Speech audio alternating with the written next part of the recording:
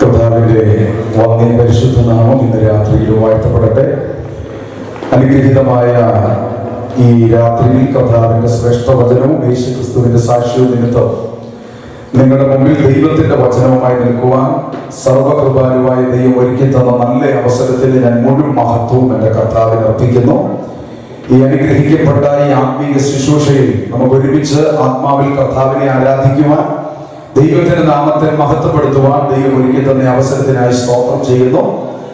ഈ മാഞ്ചസ്റ്ററിൽ north west regional new ഇന്ത്യയുടെ ചുമതല വഹിക്കുന്ന അനുഗ്രഹിക്കപ്പെട്ട കർത്താവിന്റെ ദാസൻ pastor Joshi Morris, pastor Binoy, മറ്റ് കർത്താവിന്റെ അഭിഷിക്ത ദാസന്മാർ, കർത്താവിന്റെ വേദിയിലായിരിക്കുന്ന ശുശ്രൂഷകന്മാർ, ഞാൻ ഏറെ സ്നേഹിക്കുകയും മലയാളക്കരയിലെ അനുഗ്രഹിക്കപ്പെട്ട ഗാന പ്രഭാഷണ രംഗത്തും ആത്മീയ ശുശ്രൂഷയിലും വർഷിപ്പ് ലീഡറുമൊക്കെ ആയിരിക്കുന്ന പ്രിയ ജെയിംസ്, മറ്റ് കർത്താവിന്റെ ദാസന്മാർ, സഹോദരി സഹോദരന്മാർ, മാതാപിതാക്കൾ, എനിക്കേറെ പരിചിതനായ 2017 മുതൽ ദീർഘവർഷങ്ങൾ എന്റെ ആത്മസ്നേഹിതനായിരിക്കുന്ന കർത്താവിന്റെ ദാസൻ പാസ്റ്റർ സാംസൺ ഡാനിയൽ, തന്നോടൊക്കെ ഒത്ത് ഈ ആത്മീയ ശുശ്രൂഷയിലായിരിക്കാൻ കർത്താവിനെ ഒരുക്കിയ അവസരം ഒരു പദവിയായി ഞാൻ കരുതുന്നു. കർത്താവ് എല്ലാവരെയും ധാരാളമായി അനുഗ്രഹിക്കട്ടെ. ഒരുമിച്ച് ദൈവവചനത്തിന്റെ മുമ്പിൽ അല്പസമയമായിരിക്കാൻ കർത്താവ് നമുക്ക് ഒരുക്കുന്ന അവസരങ്ങൾ തികച്ചും ദൈവികമായ സാന്നിധ്യത്തിന്റെ നിറവിലായിരിക്കാൻ പ്രാർത്ഥനയോടെ ആയിരിക്കാം. സമയത്തിന്റെ പരിമിതിയൊക്കെ നമ്മുടെ മുൻപിലുള്ളത് കൊണ്ട് പകൽക്കാലം നമ്മൾ ചിന്തിച്ച ആ വിഷയത്തെ തുടർന്നുള്ള ഭാഗമാണ് ഇന്ന് രാത്രിയിൽ ചിന്തിക്കാൻ ആഗ്രഹിക്കുന്നത്. മറ്റൊരു വിഷയം പ്രസംഗിക്കാനുള്ള സമയം ഇല്ല എന്ന് മാത്രമല്ല, ഈ വിഷയം കംപ്ലീറ്റ് ചെയ്യാനുള്ള സമയം പോലും നമ്മുടെ മുമ്പിലില്ല. അതുകൊണ്ട് നാളെയും കർത്താവിന്റെ ദാസനോടൊപ്പം അവരുടെ സൺഡേ വർഷിപ്പിൽ ആയിരിക്കും. അപ്പോൾ ഇതിന്റെ ബാക്കി ഭാഗം നാളെ സംസാരിക്കും. അതുകൊണ്ട് ഒരു ഭാഗം അടുത്ത ഭാഗത്തിലേക്ക് നമ്മുടെ ശ്രദ്ധയെ കൊണ്ടുവരുവാൻ കർത്താവിൽ ആഗ്രഹിക്കുകയാണ്. നമ്മൾ ആധാരമായി വായിച്ചത് വിശുദ്ധ ലൂക്കോസ് എഴുതിയ സുവിശേഷം 14-ാം അധ്യായം അതിന്റെ 1-ാം വാക്യമാണ്. ആ വാക്യം ഒരിക്കൽ കൂടി ശബ്ദമുയർത്തി ഒന്ന് വായിക്കാമോ? Luke chapter 4:1. യേശു പരിശുദ്ധാത്മാവ് നിറഞ്ഞവനായി യോർദാൻ വിട്ട് മടങ്ങി, ആത്മാവ് അവനെ മരുഭൂമിയിലേക്ക് നടത്തി. ആമേൻ. കർത്താവേ, സ്വർഗ്ഗത്തിലേക്ക് എന്നേക്കും സ്ഥിരമായ ദൈവവചനത്തിനായി സ്തോത്രം. പാറയെ തകർക്കുന്ന ചുറ്റികയായ ദൈവശബ്ദത്തിനായി സ്തോത്രം. ഹൃദയങ്ങളെയും സന്ധിമഞ്ചകളെയും ഓർപ്പെടുന്നവരെ തുളച്ചു ചെല്ലുന്ന ദൈവത്തിന്റെ വചനത്തിനായി സ്തോത്രം.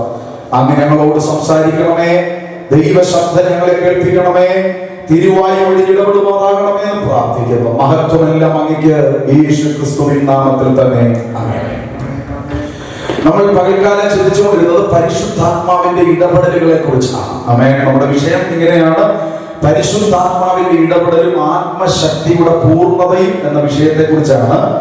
അതിൽ പരിശുദ്ധാത്മാവിന്റെ ഇടപെടലുകളെ കുറിച്ചാണ് കഴിഞ്ഞ പകൽക്കാലം നമ്മൾ, അല്ലെങ്കിൽ ഇന്ന് പകൽ നമ്മൾ സംസാരിച്ചുകൊണ്ടിരുന്നത്. ആദ്യത്തെ സെക്ഷനിൽ യേശു കർത്താവിന്റെ മേൽ പരിശുദ്ധാത്മാവ് വന്നപ്പോൾ യേശു കർത്താവിനെ കൊണ്ടുപോയ സ്ഥലം ഏതാണെന്നും, അങ്ങനെ തുടങ്ങി ഇത്യാദി ഒരുപാട് ദൈവദാസന്മാരുടെ മേൽ, പ്രവാചകന്മാരുടെ മേൽ, ശുശ്രൂഷകന്മാരുടെ മേൽ, ദൈവത്താൽ നിയോഗിക്കപ്പെട്ട അഭിഷിക്തന്മാരുടെ മേലൊക്കെ ദൈവാത്മാവിന്റെ കണക്ഷൻ ഉണ്ടായപ്പോൾ, അല്ലെങ്കിൽ ഒരു പേഴ്സണൽ എൻകൗണ്ടർ ഉണ്ടായപ്പോൾ ആത്മാവ് അവർക്ക് കൊടുത്ത സ്ഥലങ്ങളെ കുറിച്ചാണ് നമ്മൾ ചിന്തിച്ചത്. ആമേൻ.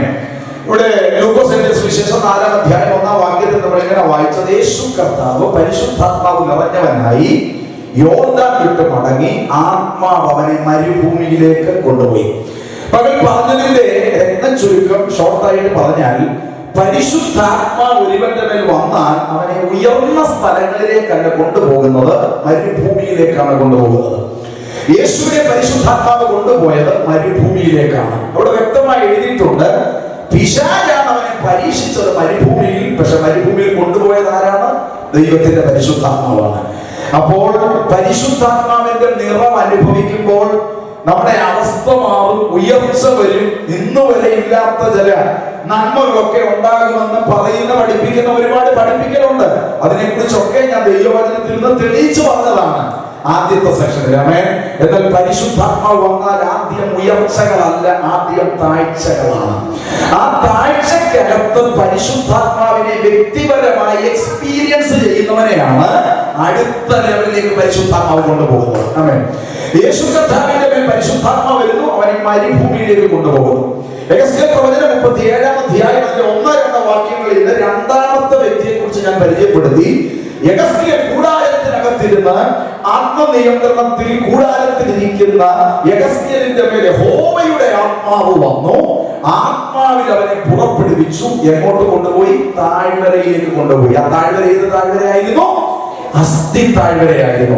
അവിടെയും ദൈവാത്മാവ് നമ്മളെ പഠിപ്പിക്കുന്നു, ആത്മാവ് ഒരുവനെ വരുമ്പോൾ അവനെ താഴ്വരയിലേക്കാണ് കൊണ്ടുപോകുന്നത്. അസ്ഥി താഴ്വരയിലേക്ക് ഇറക്കി നിർത്തി യെഹെസ്കേലിന്റെ ജീവിതത്തിൽ ദൈവം ചെയ്യിപ്പിച്ച ശുശ്രൂഷയെ പറ്റി വളരെ ഡീറ്റെയിൽ ആയിട്ട് കഴിഞ്ഞ സെക്ഷനിൽ ഞാൻ പറഞ്ഞതാണ്. അപ്പോൾ പരിശുദ്ധാത്മാവ് ഒരുവന്റെ മേൽ വരുമ്പോൾ അവനെ അയക്കുന്ന വ്യത്യസ്തമായ സ്ഥലങ്ങൾ.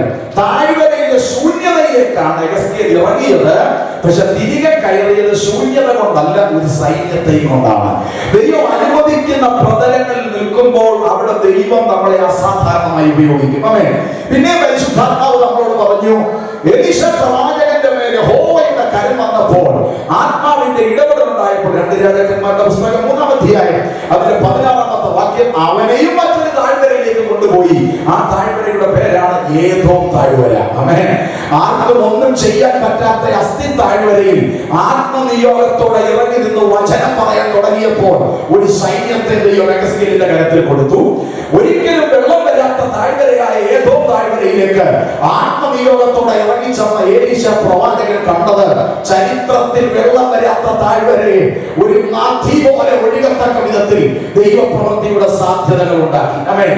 പിന്നെയും നമ്മൾ ന്യായാധിപന്മാരുടെ പുസ്തകത്തിൽ നിന്ന് തിന്നയിലേക്ക് അപ്പന്റെയും അമ്മയുടെയും സഹായത്തോടെ പ്രൊട്ടക്ഷനോടെ തിന്നയിലേക്ക് യാത്ര പുറപ്പെട്ട ശിംശോന്റെ മേൽ ഒരു ബാലസിംഹം അലറി വന്നപ്പോൾ 14-ാം അധ്യായം 6-ാം വാക്യം, അപ്പോൾ യഹോവയുടെ ആത്മാവ് അവന്റെ മേൽ വന്നു. ആമേൻ. പരിശുദ്ധാത്മാവ് എപ്പോഴൊക്കെയാണ് വരുന്നത്, ആത്മാവ് വന്നാൽ എന്തൊക്കെയാണ് ചെയ്യുന്നത് ഉള്ളതിന്റെ സാധ്യതയെ കുറിച്ചാണ് നമ്മൾ ചിന്തിച്ചുകൊണ്ടിരുന്നത്. ആമേൻ. അപ്പൊ ഇതുവരെ നമ്മൾ ഇങ്ങനെ ചിന്തിച്ചത് പരിശുദ്ധാത്മാവ് ഒരുവന്റെ മേൽ വരുമ്പോൾ അവന് കൊടുക്കുന്ന ഡയറക്ഷൻസ്, അല്ലെങ്കിൽ പരിശുദ്ധാത്മാവിനെ കൊണ്ടുപോകുന്ന സ്ഥലങ്ങൾ. ഒരു കാര്യം പറഞ്ഞ് ഞാൻ അടുത്ത ഭാഗത്തിലേക്ക് വരാം. പരിശുദ്ധാത്മാവ് നമ്മുടെ മേൽ വരുമ്പോൾ ആദ്യം നന്മകളല്ല, ഉയർച്ചകളല്ല, വലിയ വിജയങ്ങൾ പ്രതീക്ഷിക്കേണ്ട. പക്ഷേ ദൈവം ഒരുക്കിയ സോണിൽ ദൈവശബ്ദം കേട്ട് നിൽക്കാൻ തയ്യാറായാൽ നിന്റെ മരുഭൂമിയെ ആത്മനിറവിന്റെ സ്ഥലമാക്കി, നിന്റെ താഴ്വരകളെ ജയത്തിന്റെ താഴ്വരയാക്കി, നിന്റെ ശൂന്യതകളെ ദൈവപ്രവൃത്തിയാക്കി മാറ്റാൻ കർത്താവിന് കഴിയും. ആമേൻ. അപ്പോൾ ആത്മാവിന്റെ അങ്ങനെ ഉള്ള ഇടപെടലുകളെ കുറിച്ച് നമ്മൾ ചിന്തിച്ചു വരിക. അപ്പൊ 4-ാം അധ്യായം ലൂക്കോസ് എഴുതിയ സുവിശേഷം 4-ാം അധ്യായം 1-ാം വാക്യത്തിൽ ആത്മാവ് കൊണ്ടുപോകുന്ന, ആത്മാവ് നടത്തുന്ന കണക്ഷനെ കുറിച്ചാണ് നമ്മൾ 1-ാം വാക്യത്തിൽ നിന്ന് ചിന്തിച്ചത്. ഇനി 14-ാം വാക്യം ഞാൻ 3 വാക്യങ്ങൾ രാവിലെ വായിപ്പിച്ചാൽ ഓർമ്മയുണ്ടോ? 4-ന്റെ 1, 4-ന്റെ 14, 4-ന്റെ 16. ആമേൻ. അപ്പോൾ യേശു കർത്താവ് ആത്മനിറവ് പ്രാപിച്ച് മരുഭൂമിയിലേക്ക് നടത്തപ്പെടുമ്പോൾ 14-ാം വാക്യത്തിലേക്ക് വരുമ്പോൾ ഒരു ചേഞ്ച് ഉണ്ടാകും. വായിച്ചേ, ചാപ്റ്റർ 4:14. യേശു ആത്മാവിന്റെ ശക്തിയോടെ ഗലീലയിലേക്ക് മടങ്ങിച്ചെന്നു. യേശു എങ്ങനെയാണ് മടങ്ങിച്ചെന്നത്? ആത്മാവിന്റെ ശക്തിയോടെ. ഒരു ദൈവശക്തി ഏറ്റെടുക്കണമെന്ന് ആഗ്രഹിക്കുന്ന എത്ര ദൈവമക്കളുണ്ട്? ആത്മാവിന്റെ ശക്തിയോടെ. ഇനി 4:1-ഉം 4:14 നമ്മളൊന്ന് കണക്ട് ചെയ്ത് പഠിക്കാൻ പോവുകയാണ്. 4-ന്റെ 1-ൽ പറഞ്ഞിരിക്കുന്നു, യേശു കർത്താവ് പരിശുദ്ധാത്മാവ് നിറഞ്ഞവനായി. അല്ലെ? അവിടെ ശക്തി എന്നുള്ള പദമുണ്ടോ? ഇല്ല. അവിടെ എഴുതിയിരിക്കുന്ന full of the holy ghost എന്നാ ചില ബൈബിളിൽ, ചില എഴുതിയിരിക്കുന്ന ഫുൾ ഓഫ് ദ സ്പിരിറ്റ്. ആമേൻ. പരിശുദ്ധാത്മാവിന്റെ നിറവ് ഫുൾ ഓഫ് ദ സ്പിരിറ്റ് എന്നാ. പക്ഷെ 4-ന്റെ 14-ലേക്ക് വരുമ്പോൾ ആ ഫുൾ ഓഫ് ദ സ്പിരിറ്റോടെ കർത്താവ് ഗലീലയിലേക്ക് എത്തിയെന്നാണ് എഴുതിയിരിക്കുന്നത് power of the holy spirit. ആമേൻ. അല്ലേ? ആ വാക്കിനോട് വ്യത്യാസം ഉണ്ടായി.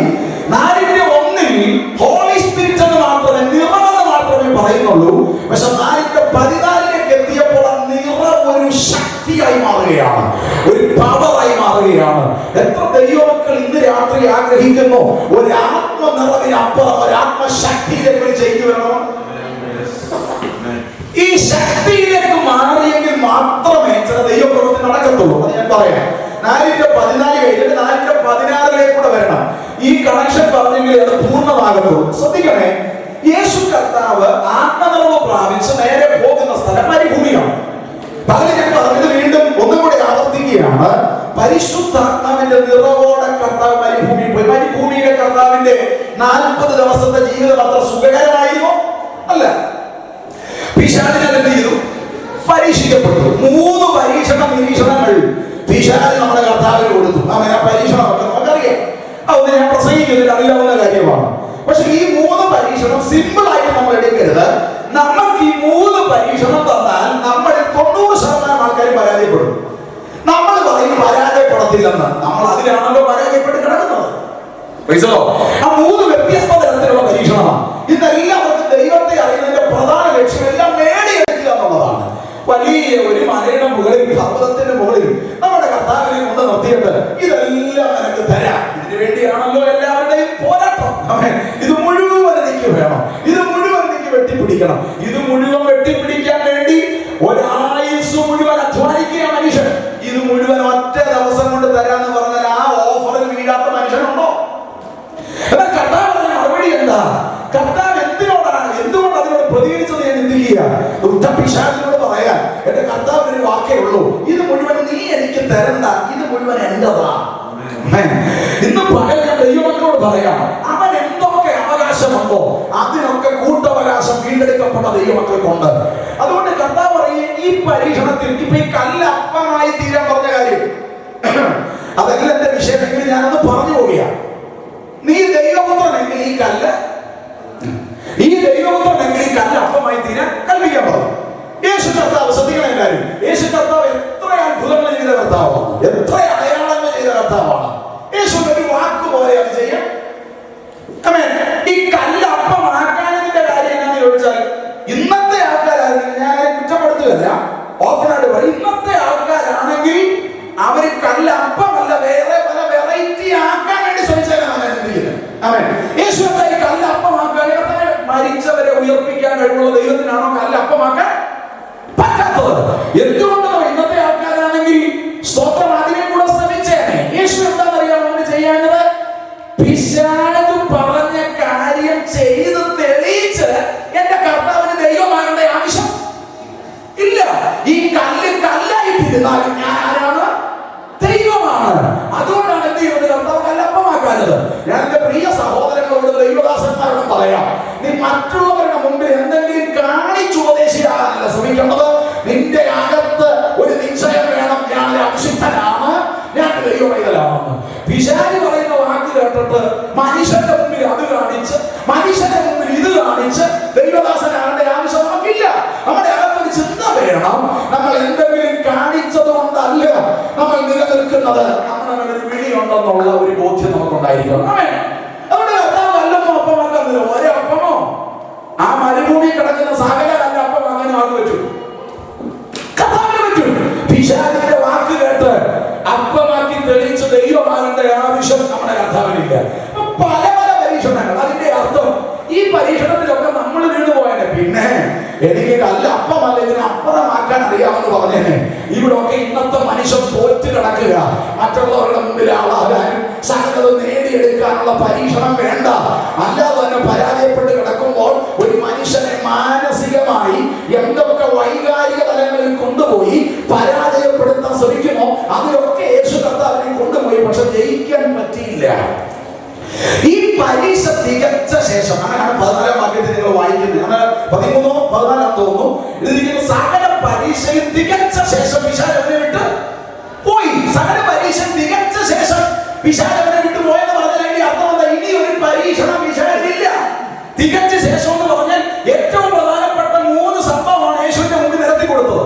പക്ഷെ അതിലൊന്നും യേശുവിനെ പരാജയപ്പെടുത്താൻ കഴിഞ്ഞില്ല. അവിടെ എഴുതിയിരിക്കുന്ന വാക്ക് ഇങ്ങനെയാണോ? തൽക്കാലം ഞാൻ ചില നമ്പർ ഇട്ട് നോക്കി, അതിലൊന്നും യേശുവിനെ വീട്ടാൻ പറ്റിയില്ല, ഞാൻ പിന്നെ തിരിച്ചു വരാമെന്നല്ല പറഞ്ഞത്. തികച്ച ശേഷം എന്നെ കൊണ്ട് ചെയ്യാൻ പറ്റുന്നത് മുഴുവൻ ഞാൻ ചെയ്തു. എന്നിട്ടും അവരെ ജയിക്കാൻ എനിക്ക് കഴിയുന്നില്ല. ഇതിന് ശേഷമാണ് നമ്മുടെ കർത്താവ് 14-ാം വാക്യത്തിൽ പറയുന്നത് അവൻ ആത്മാവിന്റെ ശക്തിയോടെ ഗലീലയ്ക്ക് മടങ്ങി വന്നത്. അപ്പൊ 4:1 പരിശുദ്ധാത്മാവ് നിറഞ്ഞവനായി കർത്താവ് മരുഭൂമിയിൽ പോവുകയാണ്. 4:16 പരീക്ഷണം നിരീക്ഷണങ്ങളെ ജയിച്ച് കർത്താവ് ആത്മാവിന്റെ ശക്തിയോടെ ഗലീലയ്ക്ക് മടങ്ങിയെത്തുകയാണ്. അപ്പൊ എന്റെ ചോദ്യം, ഈ ശക്തി എവിടുന്ന് കിട്ടിയതാ? 4:1 ആത്മനിറവ് മാത്രമേ ഉള്ളൂ. 4:16 വന്നപ്പോൾ അത് ആത്മശക്തിയായി മാറുകയാണ്. മരുഭൂമിയിൽ, അപ്പം യോർദാനും ഗലീലയ്ക്കുമിടയിൽ കർത്താവ് എവിടെയായിരുന്നു, അവിടുന്നാണ് ഈ പവർ കിട്ടിയത്. അല്ലേ? യോർദാനിൽ ഇറങ്ങിയപ്പോൾ പരിശുദ്ധാത്മാവിന്റെ നിറവായിരുന്നു. നിങ്ങൾ എന്റെ കൂടെ ഉണ്ടല്ലോ അല്ലേ? പരിശുദ്ധാത്മാവിന്റെ നിറവിലാണ് കർത്താവ് ഇറങ്ങിയത്. എന്നാൽ ഗലീലയിൽ എത്തിയപ്പോൾ പരിശുദ്ധാത്മാവിന്റെ ശക്തിയിലായി. അപ്പോൾ യോർദാനും ഗലീലയ്ക്കും ഇടയിൽ എവിടെയായിരുന്നു കർത്താവ്? അവിടുന്നാണ് കർത്താവ് ശക്തി പ്രാപിച്ചത്. എവിടെയായിരുന്നു കർത്താവ്? എവിടെയായിരുന്നു? മരുഭൂമിയിലായിരുന്നു അല്ലേ? യോർദാനും ഗലീലയ്ക്കും ഇടയിൽ കർത്താവ് മരുഭൂമി വിട്ട് എവിടെയെങ്കിലും പോയോ? ഇല്ല. അപ്പം ഈ ഫിൽ ഓഫ് ദ ഹോളി സ്പിരിറ്റിൽ നിന്ന്, ഫുൾ ഓഫ് ദ ഹോളി സ്പിരിറ്റിൽ നിന്ന് യേശുവിനെ പവർ ഓഫ് ദ ഹോളി സ്പിരിറ്റിലേക്ക് ആക്കിയ സ്ഥലം ഏതാണ്? ഇന്ന് രാവിലെ മുതലേ ഞാൻ പ്രസംഗിക്കുന്ന കാര്യം എന്താണ്? ദൈവം നിന്നെ മരുഭൂമിയിലാക്കുന്നതിന്റെ പിന്നിൽ ഒരു പദ്ധതി ഉണ്ടല്ലേ? യെഹെസ്കേൽ അസ്ഥി താഴ്വരയിലേക്ക് ഇറങ്ങിയത് അസ്ഥിയെ കണ്ടിട്ട് തിരിച്ച് വീട്ടിൽ പോകാനല്ല, കണ്ട അസ്ഥിയെ ഒരു സൈന്യമാക്കി വെച്ച് പോകാനാണ്. അപ്പൊ നമ്മൾ ഇറക്കി നിർത്തുന്ന സോണുകൾ നമ്മൾ വിചാരിക്കുന്നത് പോലല്ല. അപ്പൊ മരുഭൂമിയിൽ വെച്ചാണ് നമ്മുടെ കർത്താവ് ഈ ആത്മശക്തി ഏറ്റെടുക്കുന്നത്. ശ്രദ്ധിക്കണം. അപ്പോൾ ഈ ആത്മനിറവ് പ്രാപിച്ച കർത്താവ് ഈ മരുഭൂമിയിലേക്ക് പോയപ്പോൾ ഈ പിശാച് ഇവനെ പരീക്ഷിച്ച് വീഴ്ത്താനും തകർക്കാനും ശ്രമിച്ചെന്തിനാണെന്നറിയാമോ? അവൻ പ്രാപിച്ച ആത്മനിറവിനെ നഷ്ടപ്പെടുത്താനാണ്. പരിശുദ്ധാത്മാവ് എപ്പോൾ വർക്കൗട്ട് ചെയ്യാൻ തുടങ്ങി അന്ന് മുതൽ പിശാചിന് ഇരിക്കാൻ പറ്റുന്നില്ല. ഞാൻ ഈ കാര്യം വലിയ മക്കളോട് പറയാം. നീ ആത്മനിറവ് പ്രാപിച്ചു കഴിഞ്ഞാൽ നിന്റെ പ്രശ്നം തീരുകയല്ല, ഇതുവരെ ഇല്ലാത്ത പ്രശ്നം നിന്റെ മുമ്പിൽ ആരംഭിക്കുകയാണ്. ഇതുവരെ വരാത്ത പരീക്ഷകൾ നിന്റെ അടുക്കൽ എന്ത് ചെയ്യും? വരും. അവന്റെ വിഷയം നീ അല്ല, നീ പ്രാപിച്ച ദൈവകൃപയാണ്. അവന്റെ വിഷയം നീ അല്ല, നീ പ്രാപിച്ച പരിശുദ്ധാത്മാവ്. ചിലരൊക്കെ പറയുന്നില്ലേ, വീട്ടിൽ കിടന്ന് ഉറങ്ങുന്നവന് ഒരു കുഴപ്പമില്ല. ചിലരൊക്കെ യോഗത്തിന് വന്ന് 2 മണിക്കൂർ ഉറങ്ങുന്നവരെ കണ്ടിട്ടുണ്ടോ? 50,000 വാട്സിന്റെ ചെവിട്ടിയിൽ ഉറങ്ങുന്നവരുണ്ട് ഇല്ലയോ? ജംഗ്ഷനൊക്കെ അറിയാം. കൺവെൻഷന് പോകുമ്പോ അവൻ എല്ലാത്തിനും ചെവിട്ടിയിൽ ഉറങ്ങും. ഞാൻ എപ്പോഴും പറയും, ഇത് ഉറങ്ങുകയല്ല, ഉറങ്ങുക. മാനുഷിക ബുദ്ധി കൊണ്ടല്ല. യോഗത്തിന് വന്ന് 24 മണിക്കൂർ ഉറങ്ങും. ഒരു ഞായറാഴ്ച മാത്രം മാസത്തിൽ ഒരിക്കൽ യോഗത്തിന് വരുന്നവർ ഒരു പ്രശ്നവും ഇല്ല. എനിക്ക് മാത്രം മൊത്തത്തിൽ പ്രശ്നമാണ്. കാര്യം എന്താ പറയാ? അവൻ അവന്റെ ആളല്ലേ. അപ്പൊ ഞാൻ വിശാലിന്റെ ഫ്രണ്ട് ആണെങ്കിൽ എനിക്ക് വല്ല പ്രശ്നമുണ്ടോ? വിശാലിനോട് ഞാൻ ദൈവത്തിന്റെ ആളായി മാറുന്നതാണ് വിശാലിന്റെ പ്രശ്നം. ചില ആൾക്കാർ വിചാരിച്ചിരിക്കുന്നേ നമ്മൾ നല്ല കാറ് മേടിച്ചതും നമ്മൾ വലിയ വണ്ടി മേടിച്ചതും ഒക്കെ ആ പിശാചിന് നമ്മളോടുള്ള വിഷയമാണ്. നമ്മുടെ തോന്നല. ഇത് മുഴുവൻ ഇതിനേക്കാൾ വലിയ തരാൻ കഴിയുള്ള ബാധ്യതയുള്ളൂ. അറിയത്തില്ലേ? പൈസോ? അപ്പൊ ഞാൻ പറയുന്നത്, നമ്മൾ വണ്ടി മേടിച്ചത്, നമ്മൾ UK വന്നതും കേട്ടോ വിശ്വാസേ, നമ്മൾ അമേരിക്കയിൽ പോകുന്നതും നമ്മുടെ പിള്ളേർ ലോകരാജ്യത്തിൽ പോകുന്നതും ഒന്നും അല്ല പിശാചിന്റെ വിഷയം. നമ്മുടെ പിള്ളേർ ആത്മനിയന്ത്രണത്തിൽ ജീവിക്കുന്ന വിഷയം. തലമുറയ്ക്കെല്ലാം കൊടുക്കാൻ പറ്റുന്ന എന്തിനാ പരിശുദ്ധാത്മാവിനെ കൊടുക്കാൻ പറ്റാത്ത? അതിച്ചിരി പാടാ. ആത്മനിറവ് പ്രാപിച്ചാൽ പിന്നെ എന്താ? അവരോട് ഇത്ര പോരെ. ആത്മനിറവാണ് പിശാചിന്റെ ലക്ഷ്യം. പരിശുദ്ധാത്മാവ് പ്രാപിക്കരുത്, ഒന്നാമത്തെ പ്രശ്നം. 2, പ്രാപിച്ചവൻ ആത്മശക്തിയിൽ തുടരരുത്, അത് പിശാചിന്റെ രണ്ടാമത്തെ പ്രശ്നം. പക്ഷെ ദൈവത്തെ പ്രാപിച്ച ദൈവമക്കൾ തീരുമാനമെടുക്കണം. അവന്റെ പദ്ധതികളെ തകർക്കാനുള്ള ആത്മനിറവിനെ കുറഞ്ഞിട്ട് ഒന്നിലേക്ക് ഞാൻ തൃപ്തരല്ലെന്ന് പറയുന്നവർക്കായി ദൈവത്തിന് സ്വന്തം ചെയ്യുകയാണ്. നമ്മുടെ മേൽ ഈ വിളിയും തെരഞ്ഞെടുപ്പും കിടക്കുന്നതാണ് പ്രശ്നം. സ്തോത്രം. നമ്മൾ നോക്കിയേ, സ്വപ്നം കാണാത്ത, ദർശനമില്ലാത്ത യോസഫിനോട് ആർക്കെങ്കിലും വിരോധമുണ്ടോ? ഇല്ല. എന്ന് സ്വപ്നം കണ്ടു അന്ന് തൊട്ട് പ്രശ്നം തുടങ്ങി. യോസഫ് എനിക്ക് ഫലപ്രദമായ മുന്തിരി വള്ളി വൃക്ഷം, അവൻ മതിലിന്റെ വിലന്ത് ചെയ്യും, പടരും. അവൻ പടരുമെന്ന് ഉറപ്പായ നാൾ മുതൽ ആ പടർച്ച ഇല്ലാതാക്കണമെന്ന് ആരുടെ ലക്ഷ്യം? ശത്രുവിന്റെ ലക്ഷ്യം. പക്ഷെ ഒരു ദൂതി ഞാൻ ദൈവാത്മാവിൽ പറയാം, നിന്റെ പടർത്തുമെന്ന് പറഞ്ഞത് സ്വർഗത്തിലെ ദൈവമാണെങ്കിൽ നിന്നെ പൊട്ടക്കരത്തിക്കൊണ്ടിട്ടാലും നിന്നെ കാരാഗ്രഹത്തിക്കൊണ്ടിട്ടാലും ചെയ്യാത്ത കേസിന് നിന്നെ അകത്താക്കിയാലും പടരുമെന്ന് പറഞ്ഞത് ദൈവമാണെങ്കിൽ പടർന്നിരിക്കും. അപ്പൊ നമ്മുടെ മേലൊരു ദർശനമുണ്ടെങ്കിൽ, നമ്മുടെ മേലൊരു നിറമുണ്ടെങ്കിൽ, ആ നിറവാണ് പിശാചിന്റെ ലക്ഷ്യം. നമ്മുടെ മേലുള്ള അഭിഷേകമാണ് പിശാചിന്റെ ലക്ഷ്യം. ഈ അഭിഷേകവും ദൈവകൃപയൊന്നും ഇല്ലെങ്കിലും ഈ സ്ഥാനവും മാനവും പൊസിഷനും കിട്ടുന്നേ. ഈ പൊസിഷനൊക്കെ ദൈവം കൊടുക്കുന്നത് ഈ അഭിഷേകം നോക്കിയൊന്നും അല്ല എന്ന് വിശ്വസിക്കുന്ന ആളാണ് ഞാൻ. നമുക്കറിയാം, ശൗല് അഭിഷേകം നഷ്ടപ്പെട്ടിട്ടും പുള്ളി ആരായിരുന്നു? രാജാവായിരുന്നു. അഭിഷേകം നഷ്ടപ്പെട്ടിട്ടും രാജാവായിരുന്നു. പക്ഷെ അഭിഷേകം നഷ്ടപ്പെട്ടാലും പക്ഷെ ഫെലിസ്തീയ ശക്തികളെ കീഴടക്കണമെങ്കിൽ രാജസ്ഥാനം കൊണ്ട് പറ്റത്തില്ല, അഭിഷേകം കൊണ്ടേ പറ്റത്തുള്ളൂ. നമ്മൾ ആത്മീക പോർക്കളത്തില നമുക്ക് വേണ്ടത് പൊസിഷൻ അല്ല, പറഞ്ഞാട്ടെ നമുക്ക് വേണ്ടത് ഒരു അഭിഷേകമാണെന്ന് തിരിച്ചറിയണം. പരിശുദ്ധാത്മാവ് നിറഞ്ഞ കർത്താവ് മരുഭൂമിയിലേക്ക് പോയി ഈ ആത്മനിറവിനെ ഇല്ലാതാക്കാൻ പ്രാപിച്ച, എന്റെ കൂടെ നിങ്ങൾ വരണം. ഈ പ്രാപിച്ച ആത്മനിറവും ഈ പ്രാപിച്ച ആത്മനിയോഗം കൂടെ ഇല്ലാതാക്കാനായിരുന്നു പിശാചിന്റെ ലക്ഷ്യം. പക്ഷെ പ്രാപിച്ച ആത്മനിറവ് പോയില്ലെന്ന് മാത്രമല്ല, ആത്മനിറവിൽ നിന്ന് പവറിലേക്ക് മാറുകയാണ്. ഈ പെന്തക്കോസ്തിന്റെ ആത്മശക്തിക്ക് ഒരു പ്രത്യേകതയുണ്ട്. അണയ്ക്കാൻ നോക്കും തോറും ആളിക്കത്തുന്ന ഒരു ശക്തി ഉണ്ടെങ്കിൽ അത് പെന്തക്കോസ്തിനകത്ത് വ്യാപരിച്ച ദൈവശക്തിയാണെന്ന് വിശ്വസിക്കുന്ന ദൈവമക്കൾ ഉണ്ടെങ്കിൽ കരമുയർത്തി പറ, ഈ മരുഭൂമിക്കോ ഈ വേദനയ്ക്കോ ഈ പ്രതിസന്ധിക്കോ എന്റെ ആത്മനിറവിനെ തണുപ്പിക്കാൻ പറ്റത്തില്ലെന്ന് മാത്രമല്ല, അതിനകത്തുനിന്ന് പുതിയൊരു കുതിപ്പിലേക്ക്. എത്ര കാലം കൊണ്ട് ഈ ആത്മശക്തിയെ കെടുത്താൻ നോക്കുക. സ്വതന്ത്രം ഇവിടെ പറഞ്ഞല്ലേ, നോർത്ത് ഇന്ത്യയിലെ ഓറീസിലെ അനുഭവം പറയല്ലോ, സുവിശേഷം പറയാതിരിക്കാൻ, ആത്മശക്തിയെ കെടുത്താൻ, സുവിശേഷം പറയുന്നവനെ ബന്ധിക്കാൻ. ഇന്നലെ തുടങ്ങിയതാണോ വാർത്തകൾ? അല്ല, കാലം കുറെ ആയില്ലേ, നൂറ്റാണ്ട് കുറെ ആയില്ലേ, എന്നിട്ടും സഭ വളരുന്നില്ലേ, ആത്മനിയോഗമുള്ള തലമുറ എഴുന്നേൽക്കുന്നില്ലേ? ശത്രു അവന്റെ ആയുധപ്പുരക്കകത്ത സകല ആയുധ സന്നാഹം കൊണ്ടു ആത്മനിറവിനും സുവിശേഷത്തിനും വരെ എഴുന്നേറ്റാലും ഇത് അണയുന്നതല്ല. അണയ്ക്കാൻ നോക്കും തോറും ശക്തിയുടെ മേൽ ശക്തി വ്യാപരിക്കുന്ന ഒരു ആത്മനിറവ് ഉണ്ടെങ്കിൽ അത് പെന്തക്കോസ്തിനകത്ത് വ്യാപരിച്ച ദൈവശക്തി. ഇപ്പൊ ചില ആൾക്കാർ പരിശുദ്ധാത്മാവിനെ കുറിച്ചും കൺഫ്യൂഷനാ എന്നും പറഞ്ഞു. ഇപ്പൊ ചില ആൾക്കാർ പരിശുദ്ധാത്മാവ് വേണ്ടെന്ന് തീരുമാനിച്ചിരിക്കുക.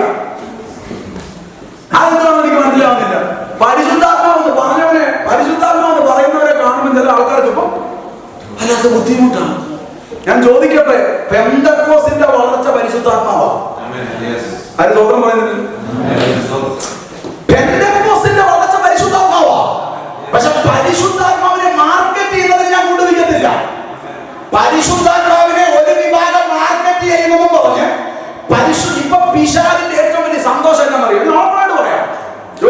പിശാചിന്റെ ഏറ്റവും വലിയ സന്തോഷം എന്താ ഞാൻ പറയാം.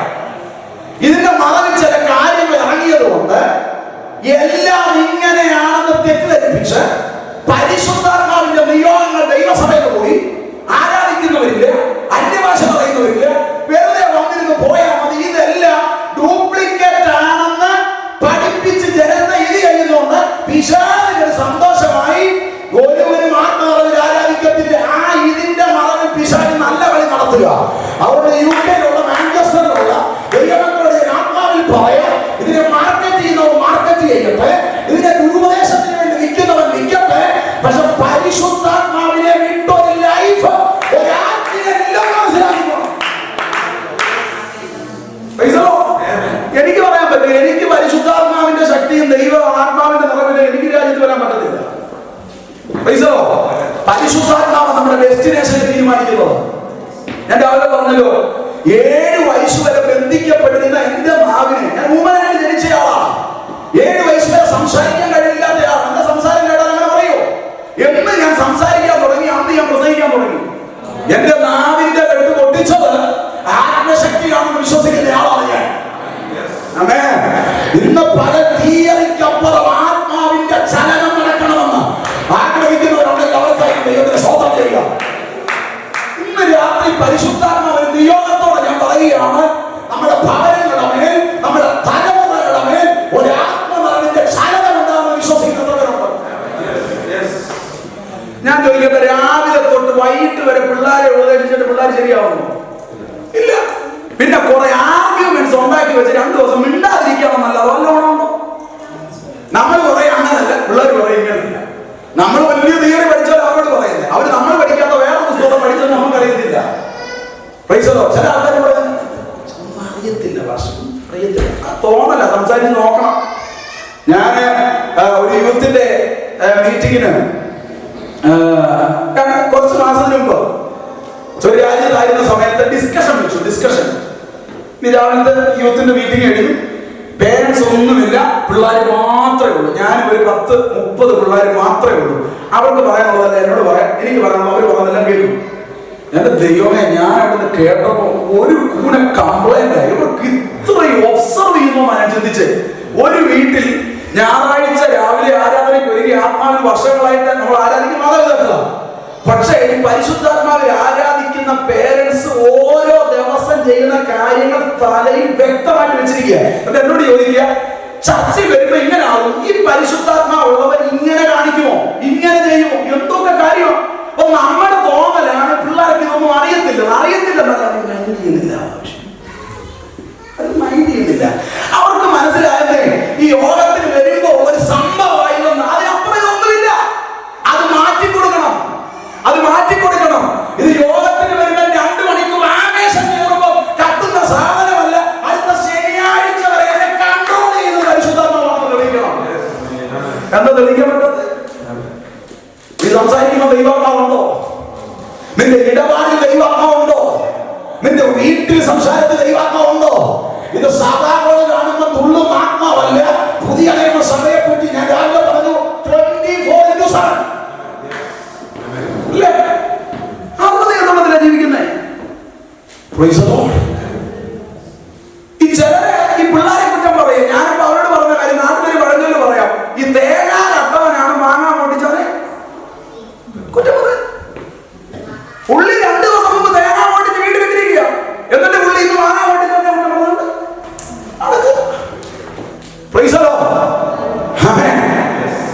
ദ്രവ്യാഗ്രഹത്തിൽ വീണവൻ അസൂയക്കാരനെ കുറ്റം പറഞ്ഞിട്ട് കാര്യമുണ്ടോ? തേങ്ങ പൊട്ടിച്ചോ മാങ്ങ പൊട്ടിച്ചോ കുറ്റം പറഞ്ഞ് നടക്കുക. ഞാനൊരു എറണാകുളത്ത് അസംബ്ലി ബോർഡിന്റെ ഒരു യൂത്ത് മീറ്റിംഗിന് 5 വർഷത്തിന് മുമ്പ് സംസാരിച്ചപ്പോ മീറ്റിംഗ് എല്ലാം കഴിഞ്ഞ് ഒരു ചെറുപ്പക്കാരൻ്റെ അടുത്ത് വന്നു.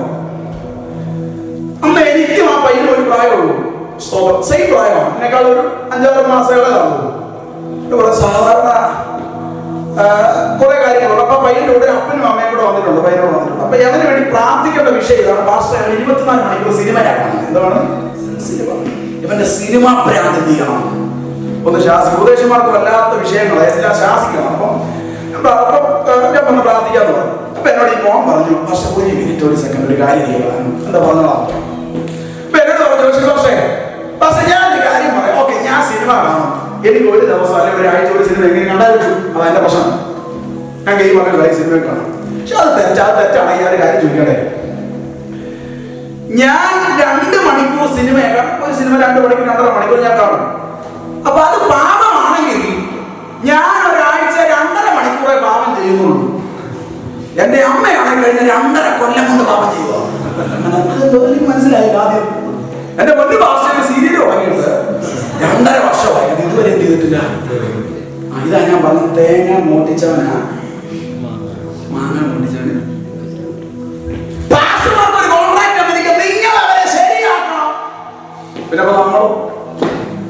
പിന്നെ നിങ്ങൾ ഇതൊന്നുമല്ല, ഒരാൾ തലയിട്ടൊന്നുമല്ല, നിങ്ങൾ അവരെ ശരിയാക്കണം. അതല്ല ഈ യോഗത്തിൽ വന്ന് ആത്മനിർഭർ പ്രാപിച്ച പലതും ആത്മനിർഭർ നിൽക്കാത്ത തന്നെ അന്തരീക്ഷം ശരിയല്ലാത്തോണ്ടാ. സ്വന്തം വലിയ സംഭവിക്കുക. എന്നിട്ട് പിള്ളേരുടെ തലയിൽ ഞാൻ പറഞ്ഞ ദൈവങ്ങളെ രാവിലെ ഞാൻ പറഞ്ഞല്ലോ, ശിംശോൻ വിലയുള്ളവനായി മാറിയവന്റെ അമ്മ വില കൊടുത്തോണ്ട. അല്ലാതെ നമ്മുടെ പിള്ളേരെ കുറിച്ച് എനിക്ക് സന്തോഷം. അവർക്ക് അസൂയയില്ല, കുശുമ്പില്ല, എങ്ങനെ ആരെ കുറ്റം പറയണമെന്ന് അവർക്ക് അറിയത്തില്ല, ഒന്നും അറിയത്തില്ല. ആകപ്പാടെ അവർക്ക് പ്രശ്നം എന്ന് പറഞ്ഞാൽ അവർക്ക് അഭിഷേകം പ്രാപിക്കുന്നില്ല. പരിശുദ്ധാത്മ ദൈവം പ്രാപിച്ചു കഴിഞ്ഞാൽ നമ്മളെക്കാളൊക്കെ ഫാർ ബെറ്റർ പിള്ളേരാണ്. ഹലോ, നിങ്ങൾ എന്റെ കൂടെ ഉണ്ടോ? സ്വതന്ത്രം 25 കൊല്ലം പ്രസംഗിച്ചിട്ടും നമ്മുടെ ആൾക്കാരുടെ അസൂയ കുശുമ്പും ഒന്നും പോകുന്നില്ലല്ലോ. നമ്മുടെ ആൾക്കാർക്ക് ഒരു മാറ്റമില്ലല്ലോ. ഒന്ന് കഷ്ടപ്പെട്ടിരുന്ന് കുത്തിയിരുന്ന് പ്രാർത്ഥിച്ച് കുഞ്ഞുങ്ങൾ ദൈവമോ പ്രാപിച്ചാലുണ്ടല്ലോ, അവരുടെ ലൈഫേ മാറും. അവരുടെ എന്തോ ഇല്ല. ആർക്കിട്ട് വെക്കണം, ആർക്കിട്ട് അറിയാവോ? ഒന്നും അറിയത്തില്ല. നമ്മൾ വെക്കുന്ന ഭാര്യകളോ തേങ്ങ ഒഴിക്കുന്ന ഭാര്യകളോ പോലെ അവർക്ക് എന്ത് ചെയ്യത്തില്ല, അറിയത്തില്ല. അവരുടെ ഹൃദയം ശുദ്ധമാണ്. പക്ഷെ പിശാച് ഈ തലമുറയെ കൺട്രോൾ ചെയ്യുന്ന ഒരു പരിധി വരെ. ഞാൻ ആത്മാവിൽ പറയാം ഒറ്റ കാര്യം. ഞാൻ പറഞ്ഞു വന്നത്, ഈ കുഞ്ഞുങ്ങളോട് ആർഗ്യുമെന്റ് ചെയ്ത് നിങ്ങൾ ചെയ്യാൻ നിൽക്കരുത്. ഞാൻ എല്ലാ പേരൻസിനോടും പറയുന്ന കാര്യം അതാണ്. ആർഗ്യുമെന്റ് ചെയ്യാൻ ഒറ്റ കാര്യം പ്രാർത്ഥിച്ചാൽ മതി. എന്റെ തലമുറയുടെ മേൽ പരിശുദ്ധാത്മാവ് ഇറങ്ങി വരാം. ഞാൻ 100% നിങ്ങളോട് പറയാം, പരിശുദ്ധാത്മാവ് അവരെ നിയന്ത്രിക്കാൻ തുടങ്ങിയാൽ നിങ്ങൾ ഒന്നും പറയണ്ട. ശരിയേതെന്ന് ആത്മാവ് അവനോട് പറയും, തെറ്റേതെന്ന് പരിശുദ്ധാത്മാവ് പറയും, വേണ്ടാത്തതിനെ ആത്മാവ് അമർച്ച ചെയ്യും. അവരെ നിങ്ങൾ കൺട്രോൾ ചെയ്യാൻ പോകുമ്പോഴല്ലേ പപ്പയ്ക്കും മമ്മിക്കും അങ്ങനെ പറയാം, നിങ്ങൾ ഓൾഡ് ഞാൻ ന്യൂ. ഇതൊക്കെ വിഷയം നിങ്ങളുടെ ആശയമല്ല, ഇതെല്ലാം നമ്മൾ പറയുമ്പോഴല്ലേ വരുന്നത്. പക്ഷെ പരിശുദ്ധാത്മാവ് പറഞ്ഞാൽ അവർ പരിശുദ്ധാത്മാവോട് ആർഗ്യുമെന്റിന് പോകുമോ? പോത്തില്ല. അതാ കുത്തിയിരുന്ന് പ്രാർത്ഥിക്കേണ്ട തലമുറയുടെ മേലെ അഭിഷേകം വീഴാൻ. ഒരു ആത്മനിയന്ത്രണം ഈ യുദ്ധത്തിന്റെ മേലിൽ തലമുറയുടെ മേൽ വീഴാൻ പ്രാർത്ഥിക്കുക. നല്ല യൂണിവേഴ്സിറ്റിയിൽ അഡ്മിഷൻ കിട്ടാൻ വേണ്ടി പ്രവാചകന്മാരുടെ മുമ്പിൽ ദൂത് കേൾക്കുന്ന പരിപാടി മാത്രം മാറ്റിവെച്ച് ഏത് രാജ്യത്ത് പോയാലും അഭിഷേകം ചുമന്നുകൊണ്ട് പോകാൻ പ്രാർത്ഥിക്കണം. ഇന്നത്തെ പ്രധാന പ്രശ്നം അഡ്മിഷൻ കിട്ടാത്തതാണോ? എനിക്കല്ല. വിവിധ രാജ്യങ്ങളിൽ പോയി ശുശ്രൂഷിക്കുന്ന ഒരാളാണ്. പലരുടെയും വിഷയം അഡ്മിഷൻ കിട്ടാത്ത നല്ല വിഷയം. ഇന്ന് ഞാൻ പറയാം, പൈസ ഉണ്ടെങ്കിൽ ആർക്കും എവിടെയും പഠിക്കാം. ഒരു 10-20 കൊല്ലം മുമ്പൊക്കെ UK പോകുന്ന അമേരിക്ക പോകുന്ന പറയുമ്പോൾ വലിയ സംഭവമായിരുന്നു. ഇന്നത് വലിയ സംഭവമാണോ? ആണോ ബോസ്? ഒരു സംഭവമല്ല. ഒരു 10-30 ലക്ഷം രൂപ പോക്കറ്റിനുണ്ടെങ്കിൽ ഏത് രാജ്യത്താണ് പോകാൻ പറ്റാത്തത്? സിമ്പിളാ. നല്ലൊരു യൂണിവേഴ്സിറ്റി പൈസ കൊടുത്ത് എവിടെയാ കിട്ടാത്തത്? ഇപ്പൊ മെറിറ്റിൽ തന്നെ പഠിക്കണമെന്ന് എന്തുവാ? മെറിറ്റിൽ പഠിക്കുന്നവന്റെ കൂടെ കാശുള്ളവൻ പഠിക്കും അല്ലേ? ഇതൊന്നും വലിയ സംഭവമല്ല. ഇതൊന്നും അല്ല ഇവിടുത്തെ വിഷയം. ഇതൊക്കെ കിട്ടാൻ എളുപ്പമാണ്. പക്ഷെ പിശാചിന്റെ സന്തതിയെ തൊടാതെ കവർ ചെയ്യുന്ന ആത്മനിയോഗമുണ്ടല്ലോ, അത് ഒരു പൈസ മുതൽ മുടക്കണ്ട. കുത്തിയിരുന്ന് പ്രാർത്ഥിക്ക്. ആത്മാവിൽ നിയന്ത്രിക്കപ്പെടുന്ന ഒരു തലമുറയെ. അതിനുവേണ്ടി ഒരു വാക്ക് നമ്മുടെ മേലുണ്ടോ? 7ാമത്തെ വയസ്സിൽ എന്റെ മേൽ കത്തിയ ഒരു ദൈവിക സാന്നിധ്യമാണ്. കഴിഞ്ഞ 24 വർഷമായിട്ട് ഞാൻ കർത്താവിന്റെ വചനം പ്രസംഗിക്കുക. എനിക്ക് പ്രാഗൽഭ്യത്തോടെ പറയാം. നിങ്ങളത്തോടെ പറയല്ല, പ്രാഗൽഭ്യത്തോടെ പറയാം. 18 ഏറ്റവും കൂടുതൽ പ്രശ്നമുള്ള പ്രായം ഏതാണെന്നറിയാമോ? 18 to 22. 18 വയസ്സ് മുതൽ 22 വയസ്സ് വരെ ശിശുശയും കൂടി ഉള്ളവനാണെങ്കിൽ അവനെ മാറിച്ചിടാൻ നോക്കും. ശരിയാണോ? ശിശുശയും കൂടെ ഉള്ളവനാണെങ്കിൽ അവനെ മാറിച്ചിടാൻ നോക്കും. ഞാൻ നിന്നതിന്റെ ക്രെഡിറ്റ് പറയുകയല്ല. അവിടെ ഞാൻ വില കൊടുത്തു, എന്റെ അപ്പനും അമ്മ വില കൊടുത്തു. പിശാച് കൊണ്ടുപോകാൻ സമ്മതിച്ചില്ല. നന്മയല്ല, സമ്പത്തല്ല, അതൊക്കെ കൊണ്ടുപോകട്ടെ. അഭിഷേകം കൊണ്ടുപോകാൻ, ദൈവം കൊണ്ടുപോകാൻ സമ്മതിച്ചില്ല.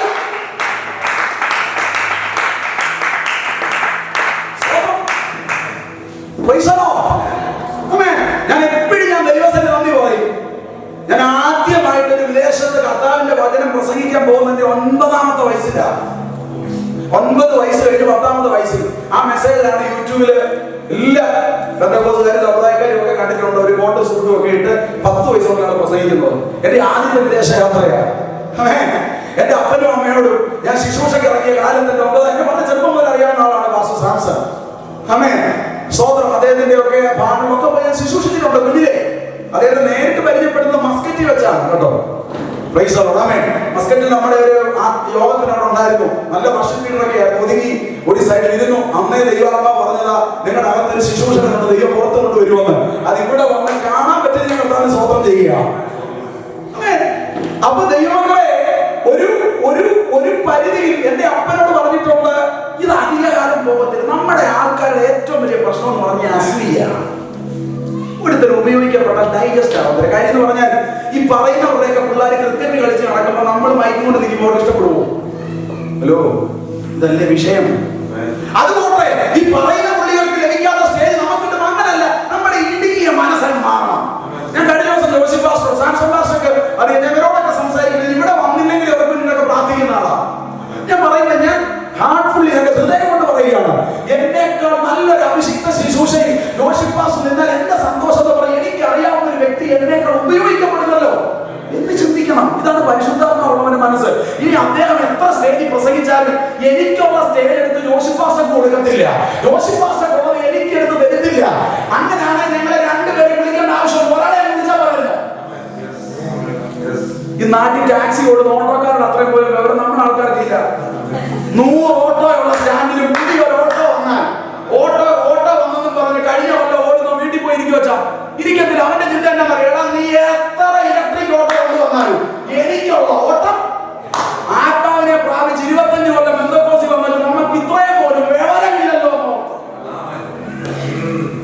നിന്നെ ഏൽപ്പിച്ചിട്ടുണ്ടെങ്കിൽ എവിടെ ചോർന്നുകൊണ്ടിരിക്കുക, മറ്റവൻ കയറിക്കൊണ്ടിരിക്കുക. അവിടെ നിനക്കുള്ളത് ചോർന്നാന്ന് നീ സൂക്ഷിക്കുക. അവന് ഏത് കിട്ടുന്നെങ്കിൽ, അവന് അഭിഷേകം കിട്ടുന്നെങ്കിൽ അവന്റെ തലമുറ ഇതിനെ കുത്തിയിരുന്ന് പ്രാർത്ഥിച്ചണ്ട. അത് കടങ്ങി നടന്ന് അങ്ങോട്ടും ഇങ്ങോട്ടും പണിയേച്ചല്ല. നിനക്ക് ആ ശുശ്രൂഷ നീ വിലകൊടുക്കുക.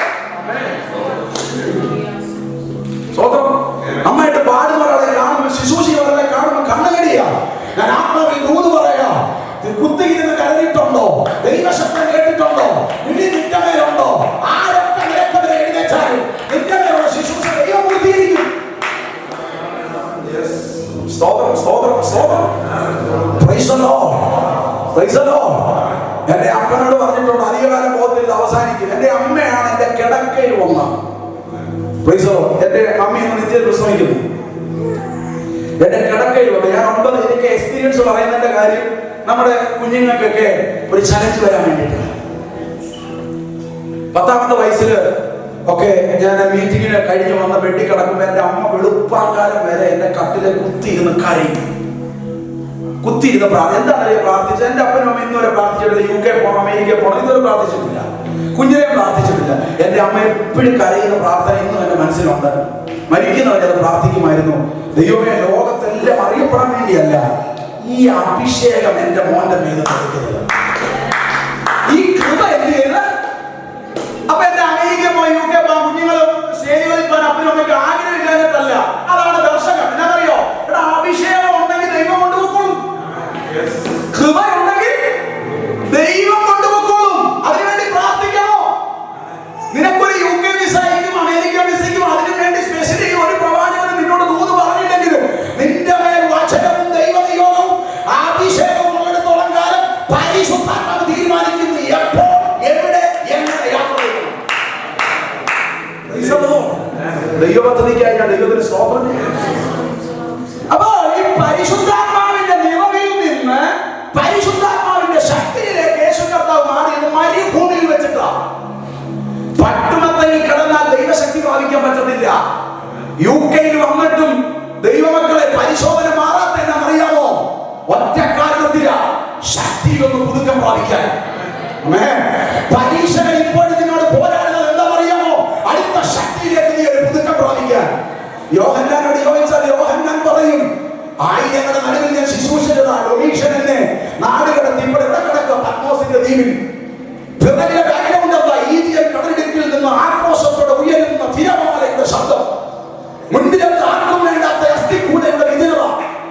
വശങ്ങളിൽ എന്താ? അസ്ഥികൾ ചിതറിക്കിടക്കുന്നു. സൈഡുകളിൽ ചിറകടി ശബ്ദം കേൾക്കുന്നു. ആരുടെ ശബ്ദം? കഴുകന്മാർ മാംസങ്ങൾ കൊത്തിവലിച്ച് പറന്നുയരുന്ന ശബ്ദം അവന്റെ ശരീരം കേൾക്കുന്നുണ്ട്. ഒന്ന് ശ്രദ്ധിച്ചേ. പിറകിൽ ഈജിയൻ കടലിടുക്ക്, മുമ്പിൽ അസ്ഥിക്കൂട, വശങ്ങളിൽ കഴുകന്മാർ പറന്ന് പൊങ്ങുന്നു. അതിനിടയിൽ ദിവസത്തിൽ ആത്മവിശനായി 4ാം വെളിപ്പാട് 1-ാം വാക്യം, ഞാൻ സ്വർഗത്തിലേക്ക് നോക്കി ഒരു വാതിൽ തുറന്നിരിക്കുന്നത് കണ്ടു. എന്താ യോഹന്നാൻ പറയാനുള്ളത്? ഈ പത്മോസിൽ സകല വാതിലുകൾ എനിക്ക് വേണ്ടി അടഞ്ഞെങ്കിലും എനിക്ക് വേണ്ടി സ്വർഗത്തിന്റെ വാതിൽ എന്തെങ്കിലും തുറന്നു. ഞാൻ പറഞ്ഞതിനാണ് അറിയാമോ? പത്മോസ് കൊണ്ട് അവസാനിച്ചെന്നാ സകലൻ വിചാരിച്ചത്, ഡൊമീഷ്യൻ വിചാരിച്ചത്. ആർക്കുമില്ലാത്ത പത്മോസ് നിനക്കുണ്ടെങ്കിൽ, ആർക്കുമില്ലാത്ത മരുഭൂമി നിനക്കുണ്ടെങ്കിൽ, ആർക്കുമില്ലാത്ത പത്മോസിലേക്ക് നിന്നെ തള്ളിയെങ്കിൽ, ആർക്കുമില്ലാത്ത ഒരു വെളിപ്പാടിന്റെ കലവറ എന്നത് വെക്കാൻ എന്റെ ദൈവം വിശ്വസ്തനാണ്. നീ കാണുന്നത് എഴുതുക എന്ന് പറഞ്ഞു. എന്ത് ചെയ്യാം? എന്നെ അടുത്ത ചിന്തിപ്പിച്ചത് ഇന്നലത്തെയും ഇന്നത്തെയും അല്ല നീ എഴുതാൻ പോകുന്നത്, മേലാൽ സംഭവിക്കാനുള്ളത്. ഇന്ന് പുള്ളിക്ക് മനസ്സിലായി. പട്ടുമത്ത് ആയിരങ്ങളുടെ നടുവിൽ പ്രസംഗിച്ചേച്ച് ക്ഷീണിച്ച് കിടന്ന് ഉറങ്ങുന്ന ശിശൂഷയേക്കാൾ നല്ലത് കഴുകനുള്ള പത്മോസാണ്, കഴുകനുള്ള തെരുവാണ്. ഇവിടെ ഞാൻ കാണുന്നത് ഭാവി ലോകത്തെ കുറിച്ചുള്ള വെളിപ്പാടാണ്. ഇതിനകത്ത് ആരാധിക്കും ആരോടൊക്കെയോ പരിശുദ്ധാത്മാവ് ദൂത് പറയാൻ എന്നോട് പറയുക. ആർക്കുമില്ലാത്തതിന്റെ പരിശോധന, ആർക്കുമില്ലാത്തതിന്റെ മരുഭൂമി, ആർക്കുമില്ലാത്ത പത്മോസ് നിന്റെ ശുശ്രൂഷയുടെ അവസാനമല്ല, നിന്റെ ശുശ്രൂഷയുടെ പുതിയ തലങ്ങളിലേക്ക്. രണ്ട് തലത്തിൽ യോഹന്നാൻ ഡൊമീഷ്യൻ ശ്രമിച്ചതാ. തിളച്ച എണ്ണക്കകത്തേക്ക് ഡൊമീഷ്യൻ ചക്രവർത്തി ആരെയിട്ടു? യോഹന്നാനെ ഇട്ടു. ഒരു തിളച്ച എണ്ണക്കകത്ത് ഒരു മനുഷ്യനെ ഇടുന്നത് എന്തിനാ? ഈ ഫിഷ് ഒക്കെ ഫ്രൈ ചെയ്യുന്നത് പോലെ കോരി എടുക്കാൻ. തിളച്ച എണ്ണ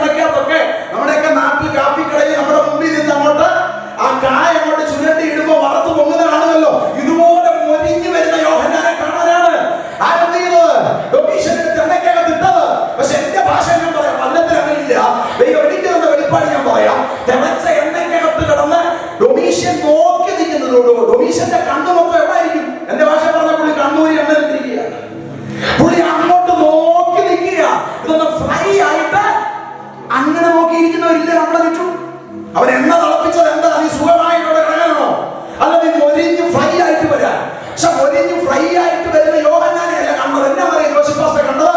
ആ എണ്ണയ്ക്കകത്ത് കിടന്ന അന്യഭാഷ പറയുന്ന യോഹന്നാനെയാണ്. ആമേൻ.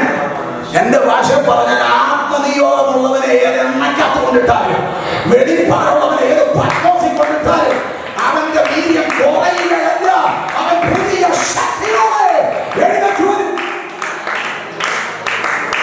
ഇത് തന്നെയാണ് യേശു കർത്താവിന് സംഭവിച്ചത്.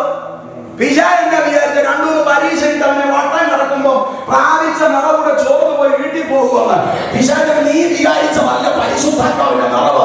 നീ പൂട്ടാൻ നോക്കും തോറും അതിനകത്ത് ജയിച്ചു പുറത്തു വരുമ്പോ എന്റെ ആത്മനിറവ് ചോരുകയല്ല, fill of the Holy Spirit നിന്ന് power of the Holy Spirit ഒരു ചേഞ്ച്. ഈ മാഞ്ചസ്റ്ററിൽ ദൈവത്തെ ആരാധിക്കുന്ന, ദൈവത്തെ സേവിക്കുന്ന ദൈവമക്കളോട്, ഈ YPCയുടെ ഭാഗമായിരിക്കുന്ന കർത്താവിന്റെ ദാസന്മാരുടെ യൂത്തിനോട് ഞാൻ ആത്മാവിൽ പ്രവചന ശബ്ദം പോലെ പറയുകയാണ്. നീ ഇന്ന് അനുഭവിക്കുന്ന സ്ട്രഗിളിങ് നിന്റെ അവസാനമല്ല, പുതിയ ദൈവശക്തിയുടെ പുറപ്പാടായി മാറുകയാണ്. ആ ദൈവശക്തിയുടെ തികവോടെ കർത്താവ് ഗലീലയിലേക്ക് എത്തിയെന്ന ആത്മശക്തി. ഈ ആത്മശക്തി എവിടൊക്കെ വർക്കൗട്ട് ചെയ്തിട്ടുണ്ടോ അവിടൊക്കെ പുതിയ അനുഭവങ്ങൾ ഉണ്ടായിട്ടുണ്ട്. ഒരുപാട് കാര്യം സ്തോത്രം. ഒരു 10-15 വാക്യങ്ങൾ ഞാൻ നോട്ട് ചെയ്ത് വെച്ചിട്ടുണ്ട്, അത് പറയാനുള്ള സമയമില്ല. ആത്മശക്തി, ആത്മശക്തി എവിടൊക്കെ വെളിപ്പെട്ടിട്ടുണ്ടോ അവിടൊക്കെ പുതിയ ജനനങ്ങൾ ഉണ്ടാകും, അസാധ്യങ്ങൾ സാധ്യമാകും. നമുക്ക് എല്ലാവർക്കും അറിയാവുന്ന കാര്യമാണ്. ലൂക്കോസ് 1:35 വാക്യം, അത്യുന്നതന്റെ ശക്തി നിന്റെ മേൽ നിഴലിടും. അവിടെ പറയുന്നൊരു വാക്കുണ്ട്, അത്യുന്നതന്റെ ശക്തി ആകിയാൽ ഉത്ഭവിക്കുന്ന കന്യ ഗർഭം ധരിച്ച ഒരു മകനെ പ്രസവിക്കും. അത്യുന്നതന്റെ ശക്തി നിഴലിടും. അടുത്ത വാക്ക് ഉത്ഭവിക്കുന്ന ആത്മശക്തി പ്രാപിക്കണം. എന്തിനാ പറയുന്നത്? ആത്മശക്തിക്ക് ഒരു പ്രത്യേകതയുണ്ട്. ഇല്ലാത്തതിനെ എന്ത് ചെയ്യും? ഉത്ഭവിപ്പിക്കും. ഒരു ബയോളജിക്കൽ സൺ അല്ല നമ്മുടെ കർത്താവ്, നമുക്കറിയാം. അത് പറഞ്ഞു തെളിയിക്കേണ്ട ആവശ്യമില്ല. ഇവിടെ ബയോളജിക്കൽ തിയറിയെ പൊളിച്ചുകൊണ്ട്, ശാസ്ത്രത്തിന്റെ നൂലാമാലകളെ കാറ്റിപ്പറത്തിക്കൊണ്ട് ഒരു ജനനം ഉലകത്തിൽ നടന്നിട്ടുണ്ടെങ്കിൽ ആ ജനനമാണ് യേശുവിന്റെ ജനനം. ആ ജനനത്തിൽ വ്യാപരിച്ച ശക്തിയാണ് അത്യുന്നതന്റെ ശക്തി, അതാണ് ആത്മാവിന്റെ ശക്തി.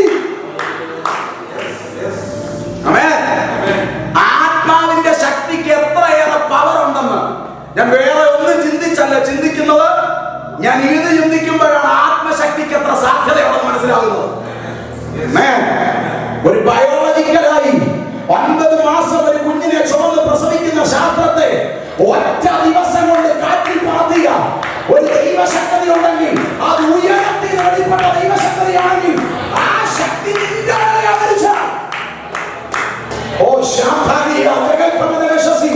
ആ ശക്തി മാഞ്ചസ്റ്ററിൽ വ്യാപരിച്ചാൽ, ആ ശക്തി തലമുറയിൽ വ്യാപരിച്ചാൽ, ചില വന്ധ്യതകൾ മാറി, ചില പരാജയങ്ങൾ മാറി, ചില ശൂന്യതകൾ മാറി, ചില ഭീകരതകൾ ഉണ്ടാകാൻ പോവുകയാണ്.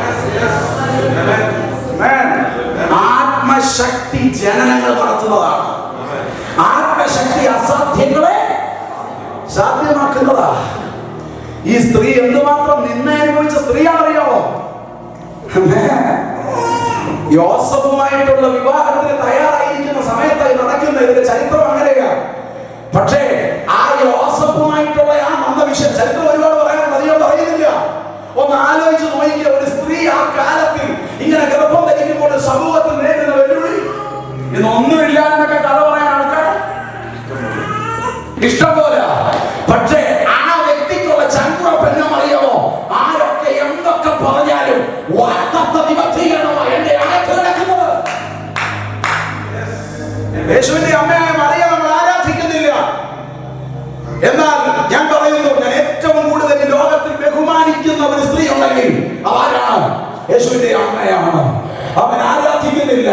പിന്നെ അവരുടെ സ്നേഹം എന്താ? നമ്മൾ എന്താ പറയുന്നതിന്റെ കാര്യം? ഈ അത്യുന്നതനായ ദൈവത്തെ ഉദരത്തിൽ വഹിക്കാൻ ഭാഗ്യം ലഭിച്ച സ്ത്രീ എന്ന് പറഞ്ഞാൽ അവരെ പോലെ ഭാഗ്യവതി വേറെയില്ല. പക്ഷേ എന്റെ ആരാധ്യ പുരുഷനായ ഒരേ ഒരു കർത്താവ്, അത് ഞാൻ ആരാധിക്കുന്ന ദൈവമാണ്. അത്യുന്നതന്റെ ശക്തി നിന്റെ പേരിൽ നിഴലിടും. ആകെ ഉത്ഭവിക്കുന്ന വിശുദ്ധ പ്രജ. പരിശുദ്ധാത്മാവ് എന്നോട് വാക്ക് പറയുക 2025 26 ഉത്ഭവങ്ങളുടെ വർഷമാകണം. എങ്ങനെ ഉത്ഭവിക്കും? ആത്മശക്തിയുടെ സന്താനങ്ങൾ ഇതിനകത്തുനിന്ന് പുറത്തു വന്നാൽ അവർ ഉത്ഭവമായി മാറും. സ്തോത്രം. ഈ 1:40-41 വായിക്കുമ്പോഴേ സെക്കറിയാവിന്റെ വീട്ടിൽ എലിസബത്തിന്റെ ആ വന്ദന സ്വരം, ഈ മറിയയുടെ വന്ദന സ്വരം, ഈ ദൈവശബ്ദം കേട്ട് അത്യുന്നതന്റെ ശക്തി റിസീവ് ചെയ്ത ഈ സഹോദരിയുടെ വന്ദന സ്വരം എവിടെ കേട്ടു? ആരെയായിരുന്നു വന്ദന സ്വരം കേൾപ്പിച്ചത്? എലിസബത്തിന്. ഒരു ദൂത് പറയാൻ നിങ്ങൾ കേട്ടോ. എലിസബത്തിന് എന്ന് വന്ദനം പറഞ്ഞപ്പോൾ എലിസബത്തിന്റെ ഉദരത്തിൽ എന്ന് പറഞ്ഞ വാക്കുണ്ട്. കേട്ടപ്പോൾ അവളുടെ ഗർഭത്തിൽ പിള്ള തുള്ളി. എലിസബത്ത് പരിശുദ്ധാത്മാവ് നിറഞ്ഞവളായി ഉച്ചത്തിൽ വിളിച്ചു പറഞ്ഞതാ. ഞാൻ ചോദിക്കട്ടെ, ഈ മറിയയുടെ വന്ദന സ്വരം കേട്ടപ്പോൾ എലിസബത്ത് തുള്ളിയെന്ന് മാത്രമല്ല, എലിസബത്തിന്റെ ഉദരത്തിൽ കിടക്കുന്ന പിള്ള തുള്ളി. ഞാനൊരു കാര്യം പറയാം, ഈ അമ്മ തുള്ളിയെങ്കിലേ പിള്ള തുള്ളു. എനിക്കൊല്ല മനസ്സിലായോ? ഇന്ന് എന്നാന്നറിയാമോ? പിള്ള തുള്ളാനാ പ്രാർത്ഥിക്കുന്നത്. അപ്പൊ അമ്മ എപ്പോ തുള്ളു? നിങ്ങൾക്ക് ഞാൻ പറഞ്ഞ മനസ്സിലായത്? മനസ്സിലായി. ഇപ്പൊ എലിസബത്തിന്റെ എഴുന്നേറ്റ് മറിയയുടെ വന്ദന സ്വരം കേൾക്കുക. ആത്മനിയോഗം പ്രാപിച്ച അമ്മയാണ് ആദ്യം തുള്ളുന്നത്. ഇന്ന് എന്നാന്നറിയാം? പിള്ളേരെ തുള്ളാത്ത അമ്മയ്ക്ക് അമ്മ തുള്ളുന്നില്ലല്ലോ. ഇപ്പൊ നമ്മുടെ ആൾക്കാർ എന്നാ പറയുന്നത്? ഞങ്ങൾ തുള്ളി തുള്ളി ആരാധിച്ച് ഇട്ടായെടുത്ത് ഇരിക്കുക. ആദ്യം തുള്ളണ്ടവൻ തുള്ളിയാലേ തുള്ളണ്ടാത്തവൻ തുള്ളത്തുള്ളൂ. അപ്പൊ എലിസബത്തിന്റെ അകത്ത് പിള്ള തുള്ളി. ഞാൻ ചോദിക്കാം, ഈ മറിയയുടെ ഒറ്റ വന്ദന സ്വരം, ഈ വന്ദന സ്വരത്തിന് ഇത്ര പവർ ഉണ്ടോ? പവർ ഉണ്ട്. എപ്പോഴാണ് ഈ വന്ദന സ്വരം കൊണ്ട് പോകുന്നത് അറിയാം? അത്യുന്നതന്റെ ശക്തി നിഴലിട്ടതിന് ശേഷമാണ് ആര് വന്ദന സ്വരം കൊണ്ട് പോകുന്നത്. ഇന്നലെ വരെ നീ കണ്ട മറിയയല്ല ഈ വരുന്നത്. ആത്മശക്തിയുടെ സ്പർശനമേറ്റ് മറിയയാ. ഞാൻ പറഞ്ഞ മനസ്സിലാകുന്നു? ആത്മശക്തി നിന്നെ തൊട്ടാൽ നീ തന്നെ കൈവച്ചില്ലേലും നിന്റെ വായിൽ നിന്ന് വരുന്ന വാക്ക് അടുത്തവനിലേക്ക് പകരുന്ന ഒരു ആത്മപരീക്ഷ. ചുമ്മാ പറയല്ല. എഴുതിയിരിക്കുന്ന എന്താ? എലിസബത്ത് പരിശുദ്ധാത്മാവ് നിറഞ്ഞവളായെന്ന്. ഈ പരിശുദ്ധാത്മാവ് നിറഞ്ഞവളാകാൻ കാര്യം എന്നാ? അത്യുന്നതന്റെ ശക്തി റിസീവ് ചെയ്ത് ഏറ്റെടുത്ത ദൈവശബ്ദമായിട്ടാണ് ഇങ്ങോട്ട് ഓടുന്നത്. എലിസബത്തിന്റെ ഭവനത്തിലേക്ക് ഓടുന്നത്. അവിടെ ചെന്ന് വന്ദനം പറഞ്ഞപ്പോഴേ ആത്മാവിന്റെ നിറവ് വന്നു. ഞാൻ കേട്ടോ, ഞാൻ പറഞ്ഞതിന്റെ അർത്ഥം ഇതേ ഉള്ളൂ. ഈ പരിശുദ്ധാത്മാവ് ഉണ്ടെങ്കിൽ, ദൈവകൃപ ഉണ്ടെങ്കിൽ നമ്മുടെ വന്ദന സ്വരം മതി അടുത്തവെങ്കിലേക്ക് ദൈവശക്തിയുടെ ചലനമിടാൻ. പക്ഷെ ഇന്നത്തെ ആൾക്കാരുടെ വന്ദന സ്വരവും കൈകൊടുപ്പും കണ്ടാൽ ഈ ഉള്ള കൃപയിൽ വരെ ഇവിടെ പരിശുദ്ധാത്മാവ് ചലിച്ചമ്മ. പക്ഷെ ഇന്ന് ചില ആൾക്കാർ വന്ദന സ്വരം ചെയ്താലുള്ള സ്പിരിറ്റൂടെ ഇവിടെ മറിയയുടെ വന്ദന സ്വരം എലിസബത്തിന്റെ അകത്ത് പിള്ള തുള്ളി. ആ പിള്ള തുള്ളി എന്ന് പറയുമ്പോൾ ഒരു കാര്യം പറയാതിരിക്കാൻ നിർവാഹമില്ല. നമ്മൾ ഒരുമിച്ച് ആരാധിക്കാൻ പോവുക. ഒരു കാര്യം പറയാൻ നിർവാഹമില്ല. സ്വന്തം ശ്രദ്ധിക്കണേ, ഈ പിള്ള തുള്ളണമായിരുന്നു എന്റെ അഭിപ്രായം. എന്നാന്നറിയാമോ? ഈ സഹോദരിക്ക് ഒരു ആശങ്കയുണ്ട് ജോസഫ് പാസ്റ്ററെ. കാര്യം കുറെ വർഷങ്ങളായിട്ട് നമുക്ക് എന്തില്ല, എലിസബത്തും സക്കറിയാവും എന്തില്ല, തലമുറയില്ല. നാളുകളുടെ കാത്തിരിപ്പിന് ശേഷമാണ് അവൻ എന്ത് ചെയ്തത്? അവന്റെ ഉദരത്തിൽ, ഈ സ്ത്രീയുടെ ഉദരത്തിൽ ഗർഭം ധരിച്ച് ഒരു തലമുറയ്ക്ക് ജന്മം കൊടുക്കാൻ പോകുന്നത്. എന്തായാലും കൊല്ലം കുറെ കാത്തിരുന്നിട്ട് കിട്ടിയ ഭാഗത്തൊരു ആശങ്ക കാണും. സമയത്ത് പുറത്തു വരുമോ? ഇല്ലേ? ദൈവം പറഞ്ഞ വാഗ്ദത്ത വിശ്വാസമുണ്ട്. സമയത്ത് പുറത്തു വരുമോ? മാസം തടയാതെ സംഭവിക്കുമോ? ചാപിള്ളയാകുമോ? എന്നാൽ ഉറപ്പുണ്ട്, ദൈവം തന്നെ നശിക്കത്തില്ല. എങ്കിലും ഈ പ്രായമേറിയ കാലത്ത് നിൽക്കുമ്പോഴും ഒന്നുമില്ലാതെ തന്നെ വിവാഹം കഴിച്ച് 1 വർഷത്തിനകം ഒരു സ്ത്രീ ഗർഭം ധരിച്ച ഒരു കുഞ്ഞിനെ പ്രസവിക്കാൻ തയ്യാറാകുമ്പോൾ വരുന്ന സാധാരണ സ്ത്രീക്ക് ഒരു എന്തുണ്ട്? ആശങ്കയുണ്ട് ഇന്നത്തെ കാലത്ത്. എന്നാൽ അന്നത്തെ കാലത്ത് ടെക്നോളജി ഒന്നുമില്ല. ദൈവശബ്ദത്താലാണ് യോഹന്നാൻ എന്ന വിശുദ്ധ പ്രജയെ അകത്ത് ഗർഭം ധരിച്ചിരിക്കുന്ന എലിസബത്ത് ആത്മാവിന്റെ നിയോഗത്തോടെ വാഗ്ദത്തത്തിന്റെ ശബ്ദം കേട്ട് വാഗ്ദത്തത്തെ ചുമന്നുകൊണ്ട് നടക്കുകയാണ്. ആര്? എലിസബത്ത്. ഒരാശങ്കയുണ്ട്. എന്റെ ചിന്തയാണ് പറയുന്നത്. ഒരാശങ്കയോട് ഇരിക്കുന്ന സമയത്തായിരിക്കാം മറിയയുടെ വരവ്, വന്ദന സ്വരം. എവിടെ വേണം ആത്മാവ് നിറഞ്ഞു. അപ്പോൾ ഇവള് മാത്രമല്ല ആത്മാവിൽ തുള്ളിയത്, പിള്ളയും കൂടെ തുള്ളി. അതിന്റെ അർത്ഥം ഒരു കൺഫോ. നീ ആശങ്കപ്പെടേണ്ട. അകത്ത് കിടക്കുന്ന പിള്ള ജീവനില്ലാത്തതല്ല. അകത്ത് കിടക്കുന്ന സന്തതിയുടെ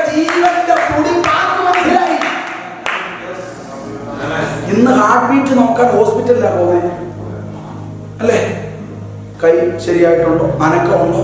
അന്ന് നോക്കാൻ പറ്റുമോ? പക്ഷെ ഈ ഒറ്റ ദിവസം കൊണ്ട് എലിസബത്തിന് മനസ്സിലായി, ഇനി ഒന്നും നോക്കണ്ട, ആരോഗ്യമുള്ള സാധനം, കൈയും കാലും കഴിക്കുന്ന സാധനം അകത്തോട്ട് കിടപ്പുണ്ട്. ഞാൻ പറയുന്നത് നിങ്ങൾക്ക് മനസ്സിലാവുന്നുണ്ടോ?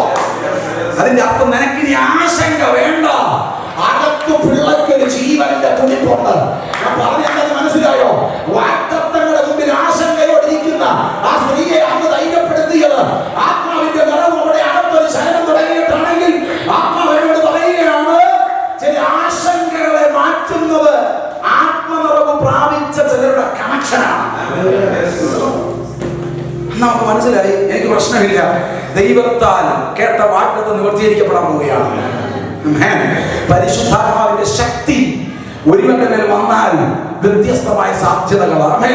അത് ഞാൻ അവിടെ ചുരുക്കിക്കൊണ്ട് ആ 4:16 പറഞ്ഞിട്ട് ഞാൻ പ്രാർത്ഥിച്ച് അവസാനിപ്പിക്കാം. 4:14 ആത്മശക്തിയെ കുറിച്ചാണ് പറഞ്ഞത്. അതിന്റെ വേറെ കുറച്ച് തലങ്ങളുണ്ട്, അത് ഞാൻ നാളെ പറയാം. 4:16 വായിച്ചേ. 4:16 അവൻ വളർന്ന നസ്രത്തിൽ വന്നു, ശബ്ദത്തിൽ തന്റെ പതിവ് പോലെ പള്ളിയിൽ ചെന്ന് വായിപ്പാൻ എഴുന്നേറ്റ്. അവൻ വളർന്ന നസ്രത്തിൽ. കറക്റ്റായിട്ട് പറഞ്ഞാൽ Jesus Christ is back to the Nazareth. Back man, എന്റെ ഭാഷ പറഞ്ഞാൽ അതൊരു വെൽക്കം ബാക്ക് മാൻ. കാര്യം യേശു തിരികെ വന്നു. ബാക്ക് എന്ന് പറയാൻ കാര്യം ഇവിടുന്ന് ആര് പോയത്? യേശു പോയോ? അവിടുത്തെ വാക്ക് ശ്രദ്ധിക്കുക. ഒന്ന്, ആത്മനിറവ് മരുഭൂമിയിലേക്ക്.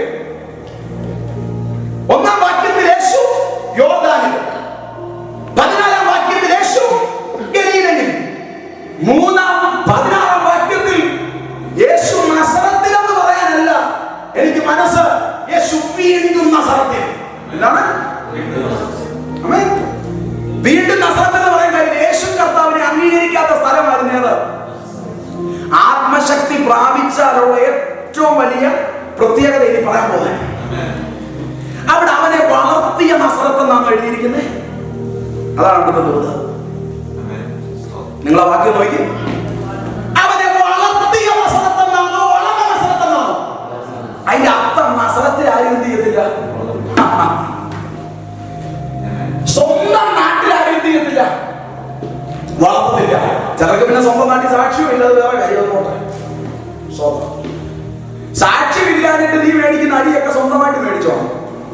പക്ഷെ വിശുദ്ധിയോടെ ദൈവത്തിന് വേണ്ടി നിന്നതിന്റെ പേര് നിന്നെ പൊത്തി പൊറിച്ച് അതിച്ചകത്താക്കിയാൽ ദൈവം നോക്കിപ്പോകും. പക്ഷെ നിന്റെ കയ്യിലിരിപ്പുകൊണ്ട് അകത്ത് ആയിക്കഴിഞ്ഞാൽ നീ തന്നെ അനുഭവിച്ച് വേണം പാടാം. ചില ആൾക്കാർ കയ്യിലിരിപ്പുകൊണ്ട് അകത്ത് പോയിട്ടും കിടന്ന് അനുഭവിക്കുക. അതിന്റെ കാര്യമല്ല, നമ്മൾ വിശുദ്ധിക്ക് വേണ്ടി നിന്നതിന്റെ പേരിൽ നീ കേറുന്ന ജയിലിൽ ദൈവമുണ്ട്, നീ കേറുന്ന പ്രതിസന്ധിയിൽ ദൈവമുണ്ട്. പക്ഷെ പ്രമാണത്തിന് വില കൊടുത്തേ ചാകണം. കഴിഞ്ഞ ദിവസം ഒരാൾ പറഞ്ഞ പോലെ പൗലോസ് കിടന്നില്ലേ, യോസഫ് കിടന്നില്ലേ, അവര് കിടന്നോലാണ് നീ കിടക്കുന്നേ. നീ വേണ്ടാത്ത പണി കാണിച്ച് എന്ന് കയറി കൊടുത്തതാ, അവര് കർത്താവിന് വേണ്ടി നിന്നയിച്ചു പോയതാ. അത് ഞാൻ കൂടുതൽ എന്ത് ചെയ്യുന്നില്ല, വിശദീകരിച്ച് ഒരു അനുദായ്മ ഉണ്ടാകുന്നില്ലല്ലോ. പോട്ടെ, സ്തോത്രം. അപ്പോ ഇവിടെ വളർത്തുന്ന നസറത്തല്ല, ആരും വളർത്തുന്നില്ല. യേശു കർത്താവിനെ 12-ാമത്തെ വയസ്സിൽ പരിമിതപ്പെടുത്തിയ നസറത്തല്ല ഇത്. അവന്റെ ജ്ഞാനം കണ്ടപ്പോൾ യഹൂദന്മാർക്ക് മനസ്സിലായി, അവനെ ഇവിടുന്ന് ഓടിക്കണം. ഇവൻ അങ്ങോട്ട് വളർന്നു വന്നാൽ എന്താകത്തില്ല, ശരിയാകത്തില്ല. യേശു ഏറ്റവും കൂടുതൽ പ്രസംഗിച്ച സുവിശേഷം മൊത്തം നിങ്ങൾ വായിച്ചോ. സുവിശേഷത്തിന്റെ അഗ്രഹത്തിലല്ല, അവൻ കവർന്നഭൂമിൽ, അവൻ ഗലീലയിൽ, കവർന്നഭൂമി വിട്ട് മറ്റൊരു പട്ടണത്തിൽ, കവർന്നഭൂമി വഴിയായി ഗലീലയിൽ. ഇതല്ലേ മൊത്തം. എവിടെ ഉണ്ട് യേശു നസറത്തിൽ പോയാൽ അത്ഭുതം ചെയ്ത് നമ്മൾ വായിച്ചിട്ടുണ്ടോ? കാര്യം നസറത്തുകാർ അവൻ എന്ത് ചെയ്യുന്നില്ല, അംഗീകരിച്ചില്ല. അതുകൊണ്ട് യേശുവിന് ഗലീലയിലും കവർന്നഭൂമിലും പോകേണ്ട വന്നു. എന്നാൽ ദുഷ്ടപിശാചേ, നസറത്തിലെ പരീക്ഷ പ്രമാണിയെ, നീ വിചാരിച്ചതെന്താ ഗലീലയും കവർന്നഭൂമിയും ഒക്കെ കടന്ന് എന്റെ കർത്താവ് പോകുമെന്നോ? അല്ല, നീ വളർത്താത്തടുത്ത് അവൻ വന്നു നിൽക്കും. ഇതുകൊണ്ട് മനസ്സിലാകുമെന്ന് എനിക്കറിയത്തില്ല. നീ കൈ കൊടുത്ത് ഏൽപ്പില്ലാത്ത നസറത്തുണ്ടല്ലോ, അവിടെ തന്നെ നിൽക്കും. ഇപ്പൊ യേശു നിൽക്കുന്നതേ ഇന്നലകളിൽ 12-ാമത്തെ വയസ്സിൽ അപ്പന്റെയും അമ്മയുടെയും കൂടെ വന്ന് തിരിച്ചു പല വാക്കിനും മറുപടി പറയാനില്ലാതെ ഒതുങ്ങി നിൽക്കുന്ന യേശു അല്ല യോശിപ്പാശ എഴുതിക്കുന്നത്. നമ്മൾ എന്താ ദൂത് കേൾക്കുന്നേ? ആത്മശക്തിയുടെ തികവ് പ്രാപിച്ച യേശു, ദൈവശക്തിയുടെ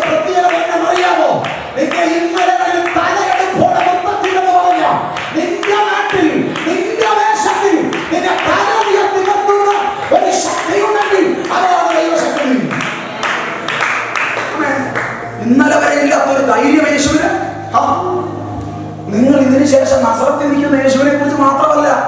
അടുത്ത വാക്യത്തിൽ നോക്ക, കവർന്നവരുടെ പള്ളിയിലോട്ട് ചെന്നു, അശുദ്ധഭൂതം ബാധിച്ചോ വരുന്നു, അവന്റെ ഭൂതം പുറത്താകുന്നു, രോഗി സൗഖ്യമാകുന്നു. എല്ലാരും ചർച്ച ചെയ്യാൻ തുടങ്ങി. കേട്ടോ മാസ്റ്ററെ, എന്താ ചർച്ച ചെയ്യാൻ തുടങ്ങി? നമ്മൾ ഇവിടുന്ന് ഓടിച്ചു വിട്ടവരല്ലിത്, എന്റെ ജ്ഞാനത്തെക്കാൾ തികയുന്ന ഒരധികാരത്തിന്റെ ശുശ്രൂഷ, ഒരാത്മശക്തിയുടെ ശുശ്രൂഷ. ഈ ലോകത്തെ പരീക്ഷണത്തെയും ഈ ലോകത്തെ പൈശാചിക മണ്ഡലങ്ങളെയും ജയിക്കാൻ കുറെ പുസ്തകത്തിൽ നിന്ന് പഠിച്ച തിയോളജി കൊണ്ട് പറ്റത്തില്ല. പൈശാചിക മണ്ഡലങ്ങളെ അടിയമെന്ന് പറയിക്കണമെങ്കിൽ ആത്മശക്തി നേടിയെടുക്കണം.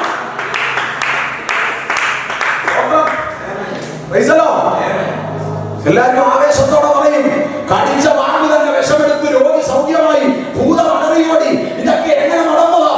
ഉൽപ്പത്തി പുറപ്പാട് വായിച്ച തിയോളജി അല്ല, വചനത്തിന്റെ അകത്തുനിന്ന് വെളിപ്പെട്ട റീവനിൽ നിന്നാണ്. ഞാൻ ഇന്നും ഭാര്യവരെ യോനാച്ചാന്റെ അനുഭവം കേട്ട് എല്ലാം മിക്ക സ്റ്റേജുകളിൽ പറയുന്നത് അതാണ് ശുശ്രൂഷ. തൊടണ്ട, ചെറുണ്ട, ഒന്നും ചെയ്യുന്ന, നിന്റെ മേൽ ദൈവശക്തി ഉണ്ട്, ദുരാത്മാവ് പോകും. ആ സ്റ്റോറി പറഞ്ഞ് ഞാൻ അവസാനിപ്പിക്കാൻ ശ്രദ്ധിക്കണം. ഭാര്യവരെ യോനാച്ചാന്റെ അടുത്ത് ഒരു ദുരാത്മാവ് വായിച്ചൊരു സഹോദരിയെ കൊണ്ടുപോവുക. ആരെങ്കിലും ഈ കഥ കേട്ടിട്ടുണ്ടായി? കഥയല്ല, തെയ്യം കാര്യമാണ്, യാഥാർത്ഥ്യമാണ്. സ്വതം. പക്ഷേ ഞാൻ അന്ന് ഇച്ചിരി ആവേശത്തോടൊക്കെ ഇച്ചിരി ഗൗരവത്തോടെ, ഇന്നത്തെ കാലത്ത് കൂട്ടൊന്നുമല്ല, അവർക്കൊരു ഗൗരവമുണ്ട്. ആമേ, അന്നത്തെ പിതാക്കന്മാർക്ക് സ്തോത്രം. യോനാച്ചാന്റെ അടുത്ത് ഭൂതം ബാധിച്ച സ്ത്രീ ഒരു കാരണത്തെ രണ്ടുപേരും പിടിച്ചിരിക്കുക. ഭയങ്കര ബഹളം. എല്ലാവരും ശ്രദ്ധിക്കണം. പോകുന്ന വഴിക്ക് ഭയങ്കര ബഹളം. എന്നെ എവിടോട്ട് കൊണ്ട് പറയുന്നില്ല. കാര്യം പറഞ്ഞു കഴിഞ്ഞാൽ ചിലപ്പോൾ ഇഷ്ടപ്പെടത്തില്ല. കൊണ്ടത് പറയാതിരിക്കുക. അടൂര് മുമ്പ് ഏനാത്തെന്ന് പറഞ്ഞൊരു സ്ഥലമാണ്. ഏനാത്ത് പാലത്തിന്റെ അടുക്കൽ എത്തിയപ്പോൾ ഇവിടെ ചോദിക്കുന്നത്, എനിക്ക് പോണം, ഇപ്പൊ ഞാൻ വണ്ടിയിൽ എവിടെ കൊണ്ടുപോകുന്നു പറയാൻ പറഞ്ഞു. അവസാനം സഖിയുടെ കൂടെ കൊണ്ടുവന്നവര് പറഞ്ഞു, നിന്നെ വാരി അവരെ യോനാച്ചാന്റെ കൂടെ അടങ്ങിയിരിക്കാൻ പറഞ്ഞു. സ്വന്തം അധികാരം എന്താന്ന് കേട്ടോ. അപ്പൊ ഈ ദുരാത്മാവ് വായിച്ച സ്ത്രീ പറയുക, അങ്ങോട്ടാണെങ്കിൽ ഞാൻ ഇപ്പോഴേ പോയത്. കൂടെ വന്നവർ വിചാരിച്ചു പിശാചിന് അടവുണ്ടല്ലോ, അടവെടുത്തതാ വീട്ടിൽ പോകാൻ. അവിടെ അടങ്ങിയ നിന്റെ അടവൊക്കെ ഞങ്ങൾക്ക് അറിയാതെ പറഞ്ഞു വീട്ടിൽ ചോദിക്കും. വാര്യാപുരത്ത് അച്ഛനെ ഉപവാസം ഇരിക്കുക 40 ദിവസം വീട്ടില്. പല രോഗികളും പല ദൂത് കേൾക്കാനും ദൈവശബ്ദം കേൾക്കാനും ഭൂതത്തെ അടിക്കാൻ പലരും വരും. അവിടെ ചെന്നു പ്രാർത്ഥിച്ചുകൊണ്ടിരിക്കുന്ന വാതിൽ അച്ഛന്റെ ചോദ്യമുണ്ട്, എന്തിനാണ് ഇവിടെ കൊണ്ടുവന്നത്? പറഞ്ഞപ്പോ എവിടെ വേണ്ടി ദുരാത്മാവാ, ഇവിടെ അടങ്ങുന്നില്ല, നാളുകളായി കുടുംബത്തിന് സ്വസ്ഥതയില്ല. അച്ഛൻ കൈവച്ച് പ്രാർത്ഥിക്കാൻ പറഞ്ഞു. അച്ഛൻ വന്നതൊക്കെ ആസക്തി വെളിപ്പെട്ടപ്പോൾ യേശു കർത്താവ് നസറത്തിൽ നിൽക്കുക. ദൈവവചനം അങ്ങോട്ട് തുറന്ന് അവനെ വളർത്താത്ത നസറത്തിൽ അവനെ വളർത്തിയില്ല, പക്ഷെ അവൻ വളർന്നു. ഇപ്പോൾ അവൻ ആത്മശക്തിയിൽ വളർന്നു. ഇപ്പോൾ ഇവൻ ദൈവത്തിൽ വളർന്നു. താലയെടുത്ത് നിൽക്കുക. ഇന്ന് പകൽ, ഇന്ന് രാത്രി ഞാൻ ആത്മാവിനെ നൂത് ചിലരെ നോക്കി പരിശുദ്ധാത്മാവിനോട് പ്രവചനവുമായിട്ട് പറയാൻ പറയുക. നിന്നെ ആക്ഷേപിച്ചത് എവിടാ? നിന്നെ അപമാനിച്ചത് എവിടാ? നിന്നെ ഒതുക്കിയത് എവിടാ? ഞാൻ ചോദിക്കട്ടെ, നിന്റെ നാട്ടിൽ നീ അപമാനിക്കപ്പെട്ടിട്ട് UK-യിലും കാനഡയിലും അമേരിക്കയിലും പോയി മാനിക്കപ്പെടുന്നത് മാത്രമല്ല ദൈവപ്രവൃത്തി. നീ വളരത്തില്ല, നീ നന്നാകത്തില്ല, നീ ഉയരത്തില്ല എന്ന് പറഞ്ഞ നാട്ടിൽ കൊണ്ടുവർത്തി നിന്റെ തല ഉയർത്തുന്ന ദൈവമുണ്ട്. ഗലീല വഴി യേശുവിനെ അങ്ങ് വിട്ടാൽ മതിയായിരുന്നു. അല്ല അല്ല, റോഷൻ പാസ്റ്റർ ദൈവാത്മാവ് എന്നോട് പറയുന്നു, ചില കടങ്ങൾ കിടപ്പുണ്ട്, ആ കടം തീർക്കണം. നിന്റെ വാർത്തത്തിൻ്റെ പറഞ്ഞു അവിടെ വളരും. ചില യുവാക്കളെ നോക്കി, ചിലരെ നോക്കി പരിശുദ്ധാത്മ പറയുക, നിന്റെ തല കുനിച്ച വിഷയത്തിൽ നീ തല ഉയർത്താൻ പറയുക. നീ മിനിസ്ട്രിക്ക് തലയെടുക്കത്തില്ല, നീ കുടുംബജീവിതത്തിൽ തലയെടുക്കത്തില്ല, നീ ഇൻഡിവിജ്വലായി വളരത്തില്ല. ആത്മാവിൽ പറ, അവൻ ആഗ്രഹിച്ച ശക്തിയിലേക്ക് ഞാൻ വളർന്നാൽ ആര് വളർത്തിയില്ലെങ്കിലും ആര് ഉയർത്തിയില്ലെങ്കിലും സ്വർഗ്ഗം എന്നെ കൊണ്ടുവരുന്നു. യേശു തലയെടുപ്പോടെ ഈ നസറത്തിൽ നിൽക്കുകയാണ്. നിന്നകളുടെ നടുവിൽ ചവിട്ടിക്കൊണ്ട് കർത്താവ് നിൽക്കുകയാണ്. പോയതുപോലല്ല, അവന്റെ വാക്കിനകത്ത് അടുത്ത പള്ളിയിലേക്ക് ചെല്ലുമ്പോൾ പറയുക, അവൻ സംസാരിച്ച അധികാരം, അവന്റെ വായിൽ നിന്ന് വന്ന ദൈവശക്തി എവിടുന്ന് വന്നെന്ന് ചോദിച്ചാൽ ഒറ്റ വാക്ക്, ഇത് പട്ടുമത്തേന്ന് കിട്ടിയതല്ല. അതാ എന്റെ മെസ്സേജ്. ഇന്ന് രാവിലെ തൊട്ട് ഞാൻ പറഞ്ഞു തെളിയിക്കാൻ ആഗ്രഹിക്കുന്ന കാര്യം ഇതാ. യേശുവിനോട് ചോദിക്കുക, ഇത് എവിടുന്ന് കിട്ടി? ഇത് AC റൂമിൽ നിന്ന് കിട്ടിയതല്ല, ഇത് ബംഗ്ലാവിൽ നിന്ന് കിട്ടിയതല്ല, മരുഭൂമിയിൽ നിന്ന് വാങ്ങിച്ചതാണ്. മരുഭൂമി നിൽക്കാൻ തയ്യാറാണോ? താഴ്വര നിൽക്കാൻ തയ്യാറാണോ? നീ അസാധാരണ അല്ലാതെ പെന്തക്കോസ്തിന്റെ ആത്മാവെന്ന് പറയുന്നത് പട്ടുമത്തയിൽ കൊണ്ടിച്ച് സുഖലോകത്തിലെ കിടക്കുന്നതല്ല. അവിടെ നീ തകരും എന്ന ചട്ടത്തിൽ കൈവച്ചു പറ, എനിക്ക് പെട്ടെന്നുള്ള വളർച്ചയല്ല വേണ്ടത്, എനിക്ക് പ്രതിസന്ധികളെ ജയിക്കാനുള്ള ശക്തിയാണ് വേണ്ടത്. അവരുടെ മരുഭൂമിക്കായി സ്തോത്രം പറയണം. പ്രതിസന്ധികൾക്ക് ദൈവത്തിന് നന്ദി പറയണം. Praise the Lord. മെലീത്തയിൽ പൗലോസിന്റെ തല താഴ്ത്തുമെന്ന് പറഞ്ഞ അതേ മെലീത്തയിൽ അവനെ കൊലപാതകൻ എന്ന് പറഞ്ഞ് വ്യാപാരന്മാർ അവന്റെ ബോഡി സംസ്കരിക്കാൻ കാത്തു നിൽക്കുന്ന അതേ കപ്പലിൽ കയറ്റിക്കൊടുത്ത് അവനെ യാത്ര അയച്ചെങ്കിൽ കരമുയർത്തി ദൈവമക്കൾ പറയണം, നിന്റെ തല താഴുമെന്ന് പറഞ്ഞെടുത്ത്, നിന്നെ ഇല്ലാതാക്കുമെന്ന് പറഞ്ഞെടുത്ത്, നിന്റെ തല ഉയർത്തുന്ന ദൈവം. നിന്റെ തല ഉയർത്തുന്ന ദൈവം. എന്നാൽ ഇന്ന മകൾ ദൈവമക്കൾ പറ, അങ്ങനെ ദൈവശക്തി എനിക്ക് വേണം. നിന്റെ പണത്തിന് ചെയ്യാൻ പറ്റാത്തത്, നിന്റെ വിദ്യാഭ്യാസത്തിന് ചെയ്യാൻ പറ്റാത്തത്, നിന്റെ യോഗ്യതയ്ക്ക് ചെയ്യാൻ പറ്റാത്തത്, നിന്റെ കഴിവുകൾക്ക് ചെയ്യാൻ പറ്റാത്തത് അഭിഷേകത്തിന് ചെയ്യാൻ പറ്റും, പരിശുദ്ധാത്മാവിന് ചെയ്യാൻ പറ്റും. വിശ്വസിക്കുന്നവർ എഴുന്നേൽക്കാമോ ദൈവസന്നിധി? ദൈവശക്തിക്ക് സാധ്യതകളുണ്ടെന്ന് മനസ്സിലാക്കണം. ദൈവശക്തിക്ക് സാധ്യതകളുണ്ടെന്ന് മനസ്സിലാക്കണം. ചില പരിമിതികൾ ഇന്ന് രാത്രി പൊളിയട്ടെ, ചില ബോർഡുകൾ ക്രോസാകട്ടെ. ഓ, ആകാമെന്ന് ആഗ്രഹിച്ച എനിക്കിത് പോരാ, എനിക്ക് ഈ നിറവ് പോരാ, എനിക്ക് നിറവിൽ നിന്ന് ആത്മശക്തിയിലേക്ക് വളരണം.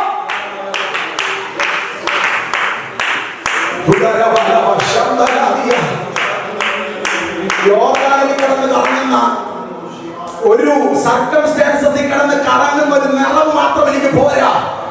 എന്നെ നിർത്താത്തെടുത്ത് എന്നെ ഒതുക്കിയെടുത്ത് യേശു ആര്? ഗലീലയിൽ യേശു ആരായി? നാസറത്തിലെത്തിയപ്പോൾ അവനെ എന്താക്കി മാറ്റി? ഈ ചലനം, ഈ മൂവ് ഈ പട്ടണത്തിൽ നടക്കണം. നമ്മുടെ ടൈറ്റിൽ അതാ, മൂവ്. എന്താ മൂവ്? യോർദാനി മാത്രം കറക്കുന്ന മൂവ് അല്ല, മരുഭൂമി നയിക്കുന്ന മൂവ്. മരുഭൂമി മാത്രം കറങ്ങി അവസാനിക്കുന്ന മൂവ് അല്ല, ഗലീലയിൽ ശക്തി പ്രാപിക്കുന്ന മൂവ്. ഗലീല കൊണ്ട് തീരുന്നതല്ല, നാസറത്തിൽ അവസാനിക്കുന്ന ഒരു ചലനം. നടക്കണ്ടേ, നടക്കണ്ടേ, പട്ടണത്തിൽ നടക്കണ്ടേ, നിന്റെ വീട്ടിൽ നടക്കണ്ടേ. കൈ ഉയർത്തി ദൈവദാസന്മാർ പറ, 2025 എന്റെ സഭയിൽ നടക്കട്ടെ.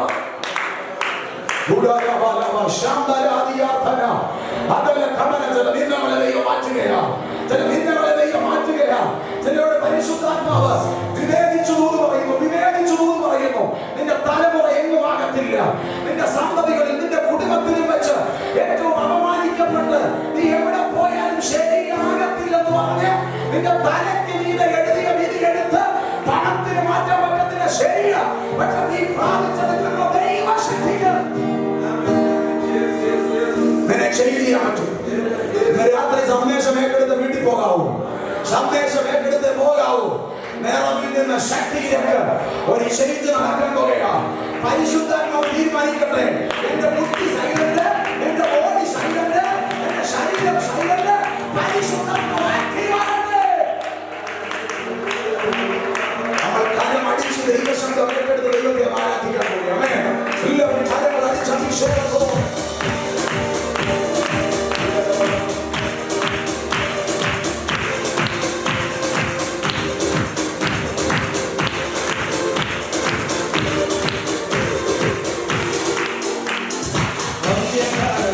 Say